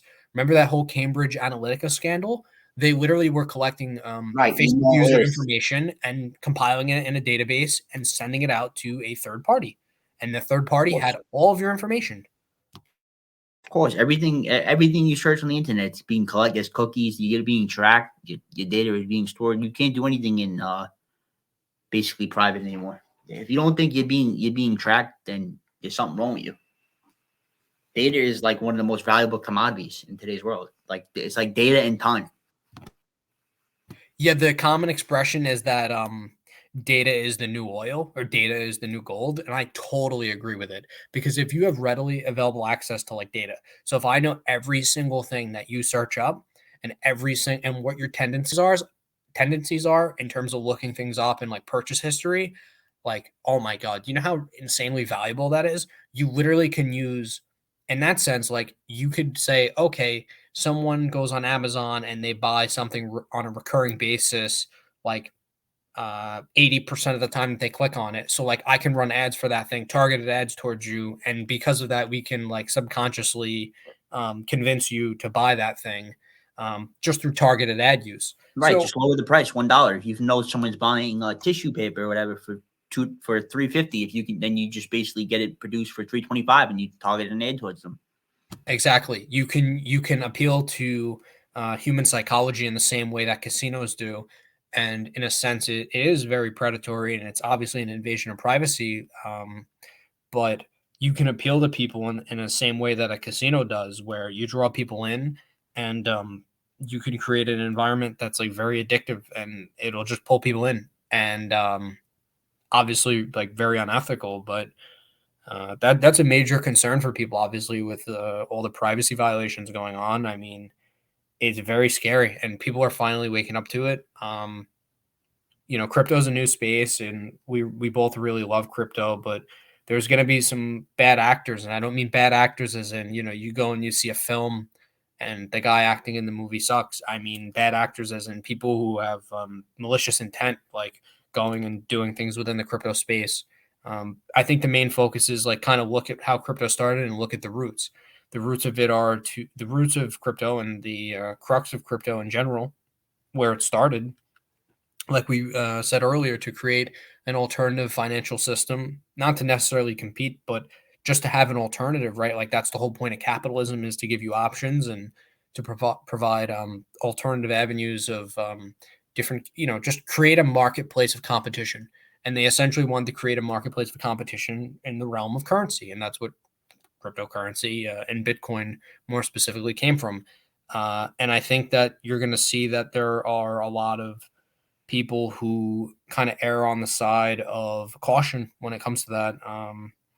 But it's just such a fascinating thing that's going on. But as far as WorldCoin, like, I don't know how I feel about universal basic income. I think that there, unfortunately, is a large portion of the population that when their basic needs are met, there's not really going to be much motivation to progress further beyond that.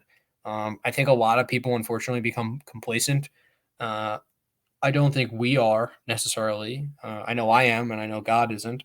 So, because our basic needs are met, and we're still looking to improve and innovate in other areas, but that's just kind of how we, get motivation. And Well, my and we basic look need, to- right, is I basically need a yacht and a private plane. My basic needs haven't been met yet. Yeah, my basic needs are well, also another thing too is and I guess this is something we could talk about a little bit here, not to drone on, but and to get really like preachy, but like, you hear a lot of people talk about passion in today's day and age, and you see it a lot on social media, and if you're on LinkedIn or any other sort of social My network. passion. I want to be an actor. Yeah, so passion, I can't stand that friggin' word. Like I really can't stand it.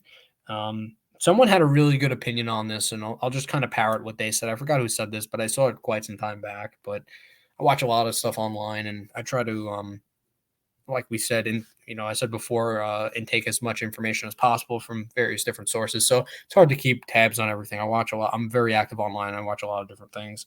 But someone had the opinion of like, and I totally agree with it. They were like, passion sucks. I don't like passion. That was the take, right? And the whole point is like the person was like, "Oh, I don't have passion. I have purpose." And the whole point was like purpose is you're serving a power that's greater than yourself. Like you're serving your community, or like you're serving your serving loved me. ones. You're serving your friends, and passion is like self-fulfilling. Like when you think about passion, people say my passion, like me. I want to do this. I want to do that. I want to, like God said, oh, I want to be an actor. Oh, I want to do this. My passion, my passion, my passion. That's what they say. And purpose is like you're serving people. I'm going to go out and I'm going to teach people about financial education. I'm going to offer my opinions on financial education because I think it creates a better society as a whole. It will actually benefit everyone, financially, right? Because if people are more financially literate and they're not investing money they can't afford to lose, when you think about it, there won't be panic selling, right? That's a big thing that will come from increased financial literacy, right? Because how many people are invested in cryptocurrency or in the stock market or in real estate, and they're investing money that they can't really afford to lose? It's quite a bit of people that fall into that demographic that I'm talking about, right? If you're 80 years old, and unless you have a large amount of discretionary income, you probably shouldn't US equities. You probably should be a nice healthy mix of bonds or whatever the case may be. There are some people who can tolerate that risk, but there was one gentleman in particular I remember talking to him. I won't say his name. Let's call him Jim for the sake of the conversation. But an older gentleman who I did happen to work with, and I was talking to him about investing in particularly the stock market. And he was explaining to me how he had a broker and he was, for the most part, in equities. And he was an older fellow that was closer to retirement. And this was after COVID hit. And I couldn't believe it. I was just sitting there. I'm thinking like, okay, this is a guy, nice guy, but like he doesn't a nice guy, but like that when you're talking to someone, and there are a lot of people that are like low key millionaires or like very wealthy, and you wouldn't really know. The way he was talking about his situation was like, he was kind of banking on Social Security, banking on other stuff coming in. And he's just talking to me, and he's like actively trading equities. He's listening to Jim Cramer. Big mistake. Listening to Jim Cramer for daily advice, hyping him up, telling me that I should watch Jim Cramer for investment advice. He's like, this guy's also pumping shit that he was invested in. And I'm just like, okay, this guy's just like a walking like disaster when it comes to investing. Like, holy crap. He's actively investing. He's 90% equities in it. Watch Jim Cramer. Like, I don't want that. No thanks. I'll stick to my boring index funds. I'll take my, annualized 7% a year return adjusted for dividends reinvested in inflation. And then I'll work on other areas where active businesses where I can get a better return, or I'll focus my time to real estate too and like build up other streams. So, that's kind of my take on it. But, these are people like I said, there are a lot of people that aren't really financially literate doing things that they really shouldn't be doing. And God, I wonder if you have any opinion on that, because I know that that's something that you feel very strongly about as well. All right, you're not supposed to be doing right what you're passionate about. Oh, I had passion. Yeah, baloney. Who cares about your passion? Well, I could give two shits about your passion. You do what you're good at. You don't do what you're passionate about. If you have passion to be a football player, but you're fucking 3'1" and you weigh 10 pounds, then you're not going to be a professional football player. If you have passion to be an actor, but you look like the fucking Grinch, you're not going to be an actor. If you have passion to be a model, but you weigh 900 pounds, you're not going to be a model. Oh, wait, maybe you'll be a plus size model. Maybe it'll work out for you. If you had passion to be I don't know, you have passion to basically design clothing, but you look like Raggedy McGee. You're not gonna basically be able to design clothing and be a fashion designer. You do what you're good at. You don't do what you're passionate about. Right? This isn't fucking dreamland. Oh, my passion. I must follow my passion. Oh my God, it's in my mind. My passion. Yeah, bullshit. Do what you're good at. Make the money. Retire. Basically, then you'll have a nest egg, and you'll be able to support yourself. Then once you have the money and you can support yourself, then you worry about your passion. You don't worry about your passion up front. You worry about your passion once you basically have yourself established. Great point. And I'll say this too. We love doing the show, right? And we're doing the show. And when it first started, we started it with the intent to have fun and to educate people as well. We want it to be entertaining and educational. But at the same time, we have to be able to make a fucking living.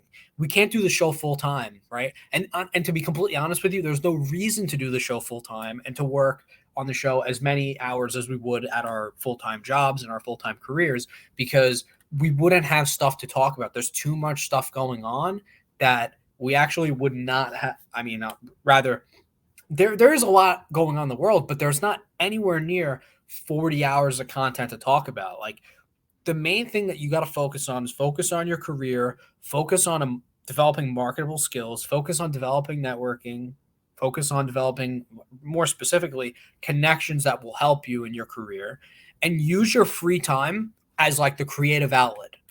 And as far as your career, like, there are a lot of people that sadly they don't work in fields, or like they don't work jobs that they like. And it's unfortunate that they're in those positions, but definitely like maximize your free time.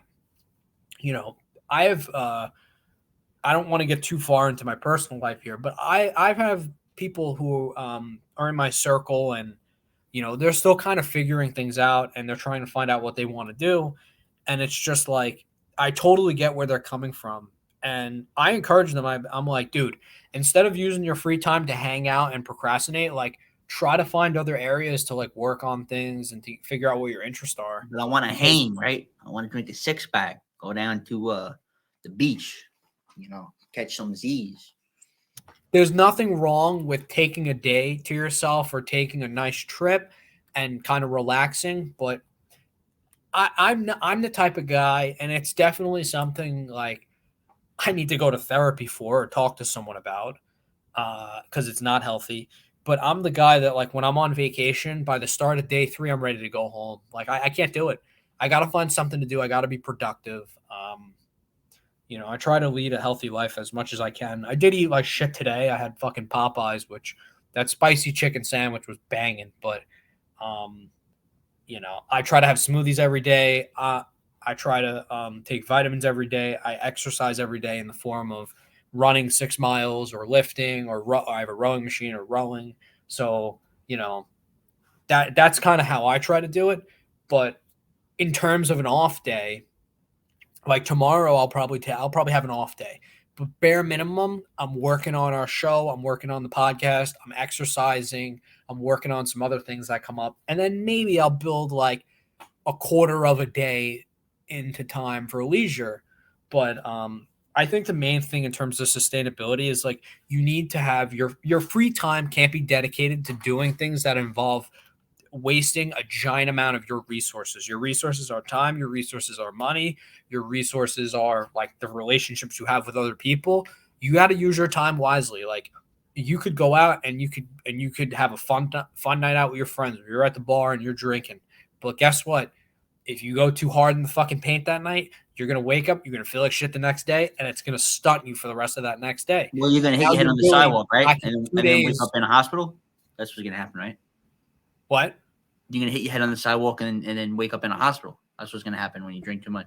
Yeah, that happens to a lot of people. A lot of people, they go, like I said, they go too hard in the paint, and then now they're fucked up for the next day, you know? So you have to be cognizant. You have to make sure that you don't put yourself in that position. So, you know, it's crazy. And I think everyone's been there. Everyone's had times where, like, you go a little too hard in the paint, but at the same time, it's like you need stuff like that to happen. You need some form of, like, situation that comes up that's adverse that you deal with in that sense, whether it's self-inflicted or not. You need like an adverse situation like that to come up, because then it just reminds you that, you know, you can't do that all the time, and you really shouldn't make a habit of doing that all the time. And you should kind of focus more on trying to do both, like make time to have fun and play games and fuck around, and also be able to like enjoy your life a little. But you also have to make time to work. So, and really your free time, like you should be using it wisely. You should be using it for professional development. You should be using it to build a healthier lifestyle and to build stuff that's more sustainable. And again, creative outlets, things that you could work on that even necessarily, like we do this show, like, you know, we both feel very strongly about finance. We could both talk about finance until we're blue in the face. So it works for us. Like, I'm sure that if you're listening to this, there's something that you're passionate about that you want to work on, and maybe you're not working on it. Well, you should. And really the whole point is like, don't even worry about making a plan. Like that's another thing people kind of get a little too preoccupied with as well. They focus on making a plan for everything. They try to plan their whole lives out. You know, there's this Mike Tyson quote that's so cliche, but it's so true. It's like everyone has a plan until they get punched in the face or whatever. And it's honestly the truth. Like you can't live your life saying, oh, I'm going to plan to do this, I'm going to plan to do that. Like, no, if whatever you want to do, if you want to work on it, dedicate some of your free time to working on it. Make the free time to work on it and just start today. So like if you want to make a YouTube channel or like you want to make a TikTok, make the fucking TikTok and get to work. Start using your free time and think about it from first principles, which I love. Elon Musk talks about this quite a bit. And first principles is just like, okay, take what you want to do and boil it down to like, what are the steps you can take today that will ensure that you're actively working to achieve the goal that you set out. So like a YouTube channel. Okay, well, I want to think about it like this. Someone's goal could be, I want to be big on TikTok or I want to be big on YouTube, right? Okay, well, how do you get big on YouTube or TikTok? Well, first you have to make a channel. So like, okay, let's make the channel. Next, you need content. Okay, the other thing you need to do is like, you need to figure out SEO, search engine optimization, so that your videos get recommended. Okay, well, then what else happens with that? Oh, well, you need quality videos, right? So to make quality videos, you need editing software. You need a understanding of editing software. You need to have content and scripts for the content that you want to deliver. Okay, well, what else is a part of making quality videos in terms of like the analytical side? Oh, well, you need good retention, right? You need good retention and you need good SEO so your videos get recommended to more people. And that's like what it boils down to. Like you have to look at everything from that on a granular level. And speaking just about like YouTube and things like that in general, I don't know if you saw this, God, but Graham Stephan posted a video recently on one of his channels, and he was talking about how It was this whole Graham Stephan After Hours channel for a little while. We like Graham Stephan. For those of you who don't know, I'll give a little background here. This is the financial YouTuber. He made a lot of videos back in 2017, 2018, really blowing up in 2018, 2019. And he talked a lot about real estate. That was his bread and butter. That's how he came to make money on YouTube. And that's what he spoke about mostly in the very beginning. But it just seems that he lost a lot of passion for making videos. Particularly, he made this The Family channel, which he rebranded to like Graham Stephan After Hours. And it's kind of like a behind the scenes thing. So I'm curious to hear what you think about this, God. Like, did you hear about this at all, or is this kind of new to you? Or No, I haven't heard about it. What happened with Graham Stephan? yeah, so he had this vlog channel. It was called This The Family, and he was filming and posting vlogs once a week. If you don't know, he has an assistant, and then he's got an editor. And he recently announced that he's completely ending this he's ending like weekly or daily uploads to this channel. And it's just interesting stuff because he cites like different reasons, which I'll play the video and you guys will hear this, and I'm curious to hear your opinion on this, but it's just fascinating stuff. So here we go. It's called Why I Stopped Posting What Happened, and it's on Graham Stephan's After Hours channel with, at today's date, 62,000 subscribers. So let's hear what he has to say about this. I've just been too overwhelmed with everything else to think about posting on this channel as well on any sort of consistent schedule. I mean, all of this started really about You could hear it, right? when Jack was living here at Yes. the house. Alex was just hired on, and because all of us together working from home 5 to 6 days a week, I thought it would be really easy just to vlog us throughout the day and then just post it as a once a week video. So, I mean, that in the beginning, it went well, but after some time, I realized that it was very repetitive, and it felt like we had to go and do things to make the vlog interesting, because just doing titles and thumbnails every day, or like brainstorming topics, or, you know, just everything, it wasn't that exciting. So we tried to spice things up by doing videos like taste testing generic versus other foods, or like just doing stuff. And it felt like a chore. I didn't like a lot of the topics that we were posting. I felt like, you know, if I get an afternoon off, it's a luxury. Like, to have a full day where I don't do anything, it's like, that doesn't happen. There's almost never a day where I have a full day off just not to think. And he's an adult. Those days, it was like, well, that's our day off. We have to film for this vlog channel, the Stiff Family. And I was like, oh, man, but I would do it. And every week, I did not like his videos at all. So when I was telling Alex, I'm like, hey, if we want to actually do something with this channel, we got to figure out something else, and we got to post twice a week. And when Alex was like, well, you know, I'm not really sure if we have the time to do that, I took that as a challenge. I'm like, I'm going to show everybody that you could do it. If you put your mind to something, you can make it happen. So for an entire month, I posted 3 videos a week here on the channel. And I enjoyed it, honestly. At the very beginning, it was different, it was new, and it was fun. But after a month of doing that, 3 videos a week, mentally, I couldn't handle it. I'll be honest with you. Posting and thinking about something else just zapped my mind. I mean, the way I feel like I work sometimes is I have so many different things going on that it's hard for me to retain information, and it's really hard for me to focus on almost anything because I have so many other things going on in my mind that throwing one more thing onto that, it's like I'm juggling a whole bunch of plates, but throwing that one extra plate on there was going to cause everything else just to topple over, because I mentally, I couldn't do it. I could not think of another video, could not think about posting another title, thumbnail, anything. And it was at that point that I realized I'm stressing myself out. I'm getting like just anxious about like having to post another video. At this point, I was posting like 11 videos a week across 5 channels. And so I think that's a good place to stop for the clip. Well, the problem with him is, right, he said, oh, I can't think about another thing. I can't do this. I can't do that. Too many can'ts. That's number one. Number 2 is, right, why is he thinking about this? This should be outsourced to the guy Alex or the guy Jack, whatever, and he shouldn't even do anything. They should walk around with a camera. They should edit it, and they should post the video, and he should do no thinking at all. And that alleviates the stress. He wants to do everything himself. That's the problem. And he keeps adding work and adding work and adding work.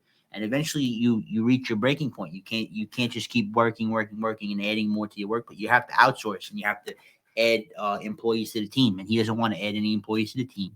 He wants to be like a solo show. And what gets you to be a millionaire is not going to get you to be a billionaire. And he's got to learn that he needs to hire employees, he needs to outsource, and he needs to work more efficiently instead of sitting around and doing all this thinking about nonsense. Don't think about what goes on the channel. Give someone else a responsibility. Let them post it. And then if they fuck up, you deal with it later. And you tell them you fucked up, right? That's strike one. And you give them 2 more strikes. And if they keep fucking up, then you get somebody else in there to worry about it. But he just quit because it's too much mental stress. He needs to learn how to outsource. I totally agree. And there's this awesome quote from John D. Rockefeller. I'm sure you've seen it, where he says, I don't remember the exact quote, so I'll paraphrase it.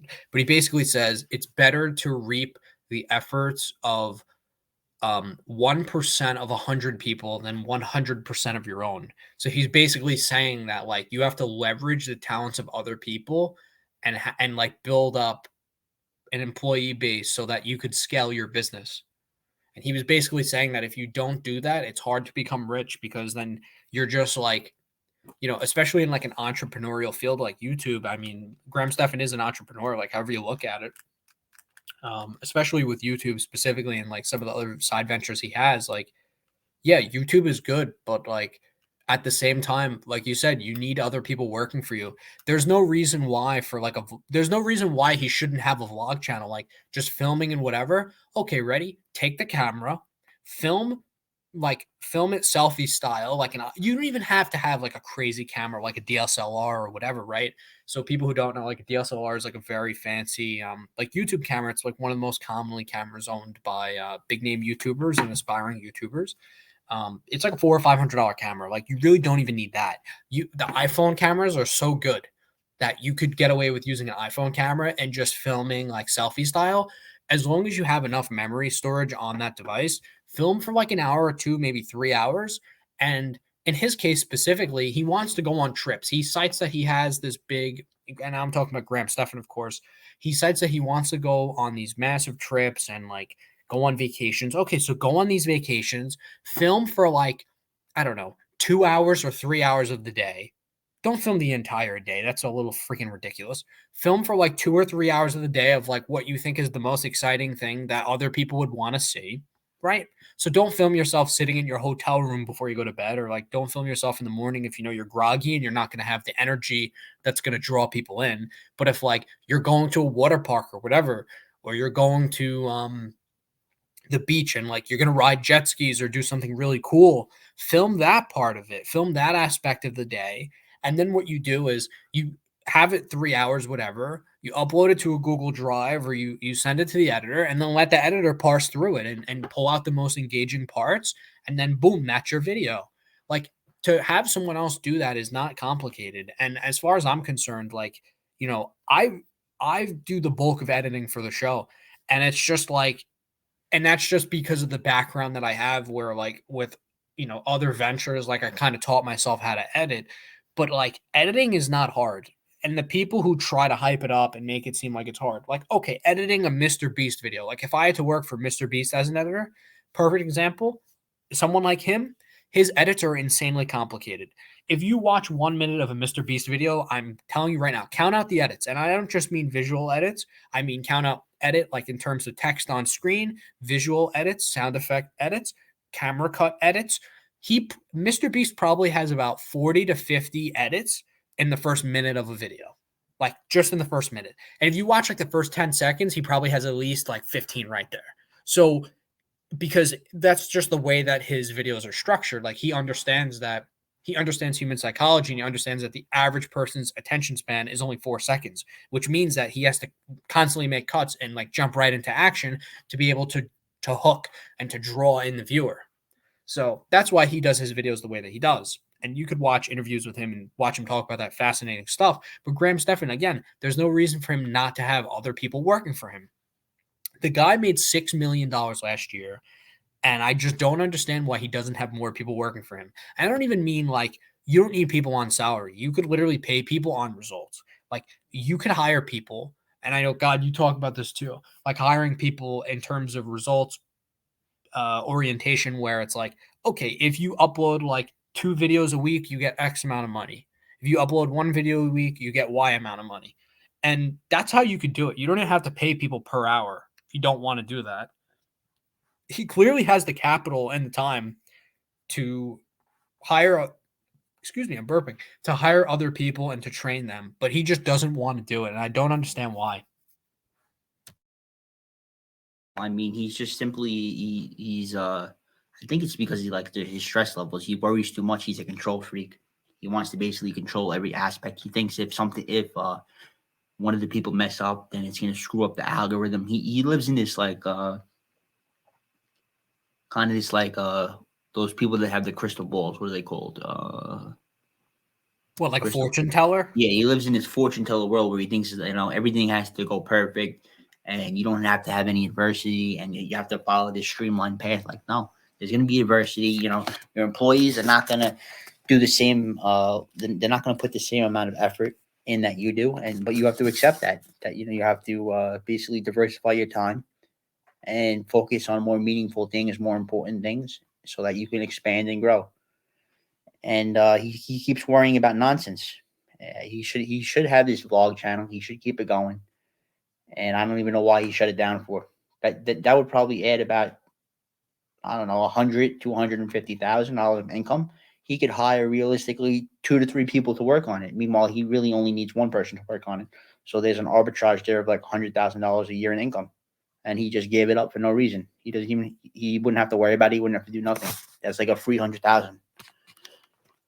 Yeah, and I'm glad you bring that up, because if he did bring another person on board, I mean, I saw the podcast where he had Alex on, Alex the editor, and Alex, it seems like he does a lot of work, and it seems that he does a lot of good work, because apparently on a lot of the video, on most of the videos that I watch, like Alex does most of the editing, so it seems like he's doing a pretty good job with editing. But it's just like you could easily bring another person on. Like I said, film, it doesn't have to be weekly, like once a week. You don't have to do exciting shit, but like just try to film like, a couple hours a day on like an iPhone, like completely unedited, and then let someone else edit it. Like that's it. Literally have a GoPro, have an iPhone camera, put yourself on camera. Oh, hey, I'm doing this, blah, blah, blah, whatever. And then what you do is that's it. You let someone else worry about it. And also his videos, like he should have structure for his videos, have an outline of what you want to talk about, hammer home the main points, and like don't really drag it on. Like, and the other thing too is that if you fuck up like during a take, sit there and film for like 2 or 3 hours a day or however long it takes you to do a video. Shouldn't I would think at this point you have a process that where it really doesn't take you 3 hours to film, maybe 3 hours of like planning and filming. Because I would think that planning should take a lot more than doing the video itself. Like at this point, with where he is in YouTube and how long he's been doing it, he should be getting everything done on like the first or second take. And even if there are segments like where he screws up, break everything down into points. Like, if you have a main thing you want to talk about like the 5 most important things about it. And then what you do is record all of it in one take. So like talk about the first point, but maybe do 2 or 3 takes of the second, third, and fourth and fifth point.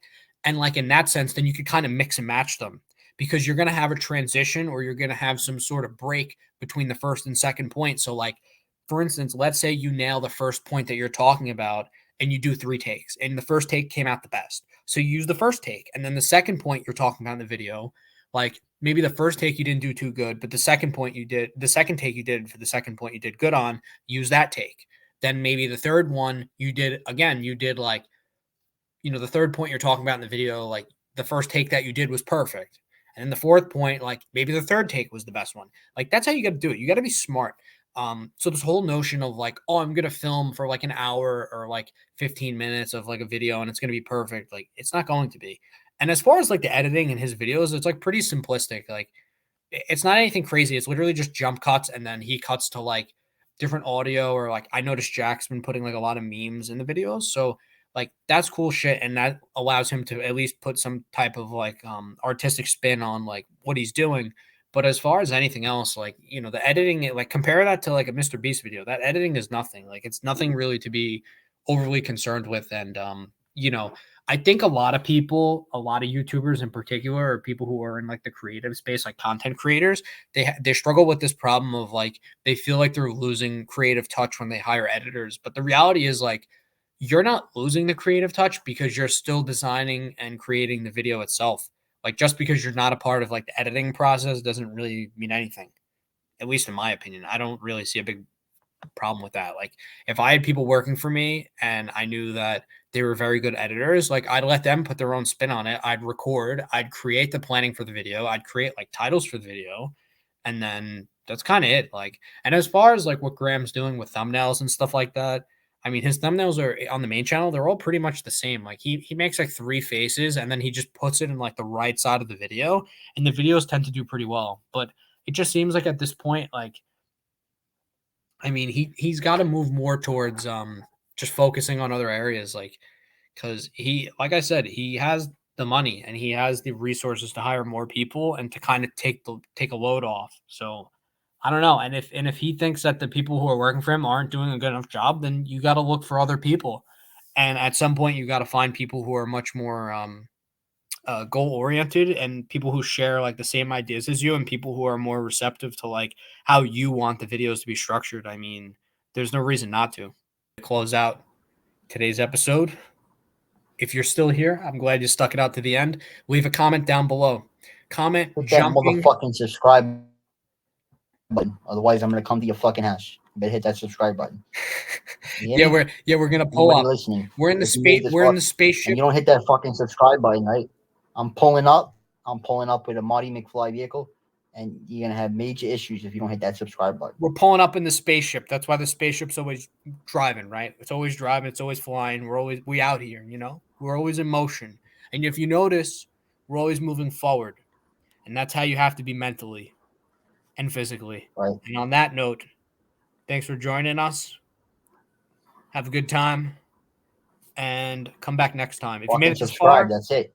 That's right. Like, comment, and subscribe. If you made it this far, comment down below and write down jumping kangaroos. That's going to be the code word for today's episode.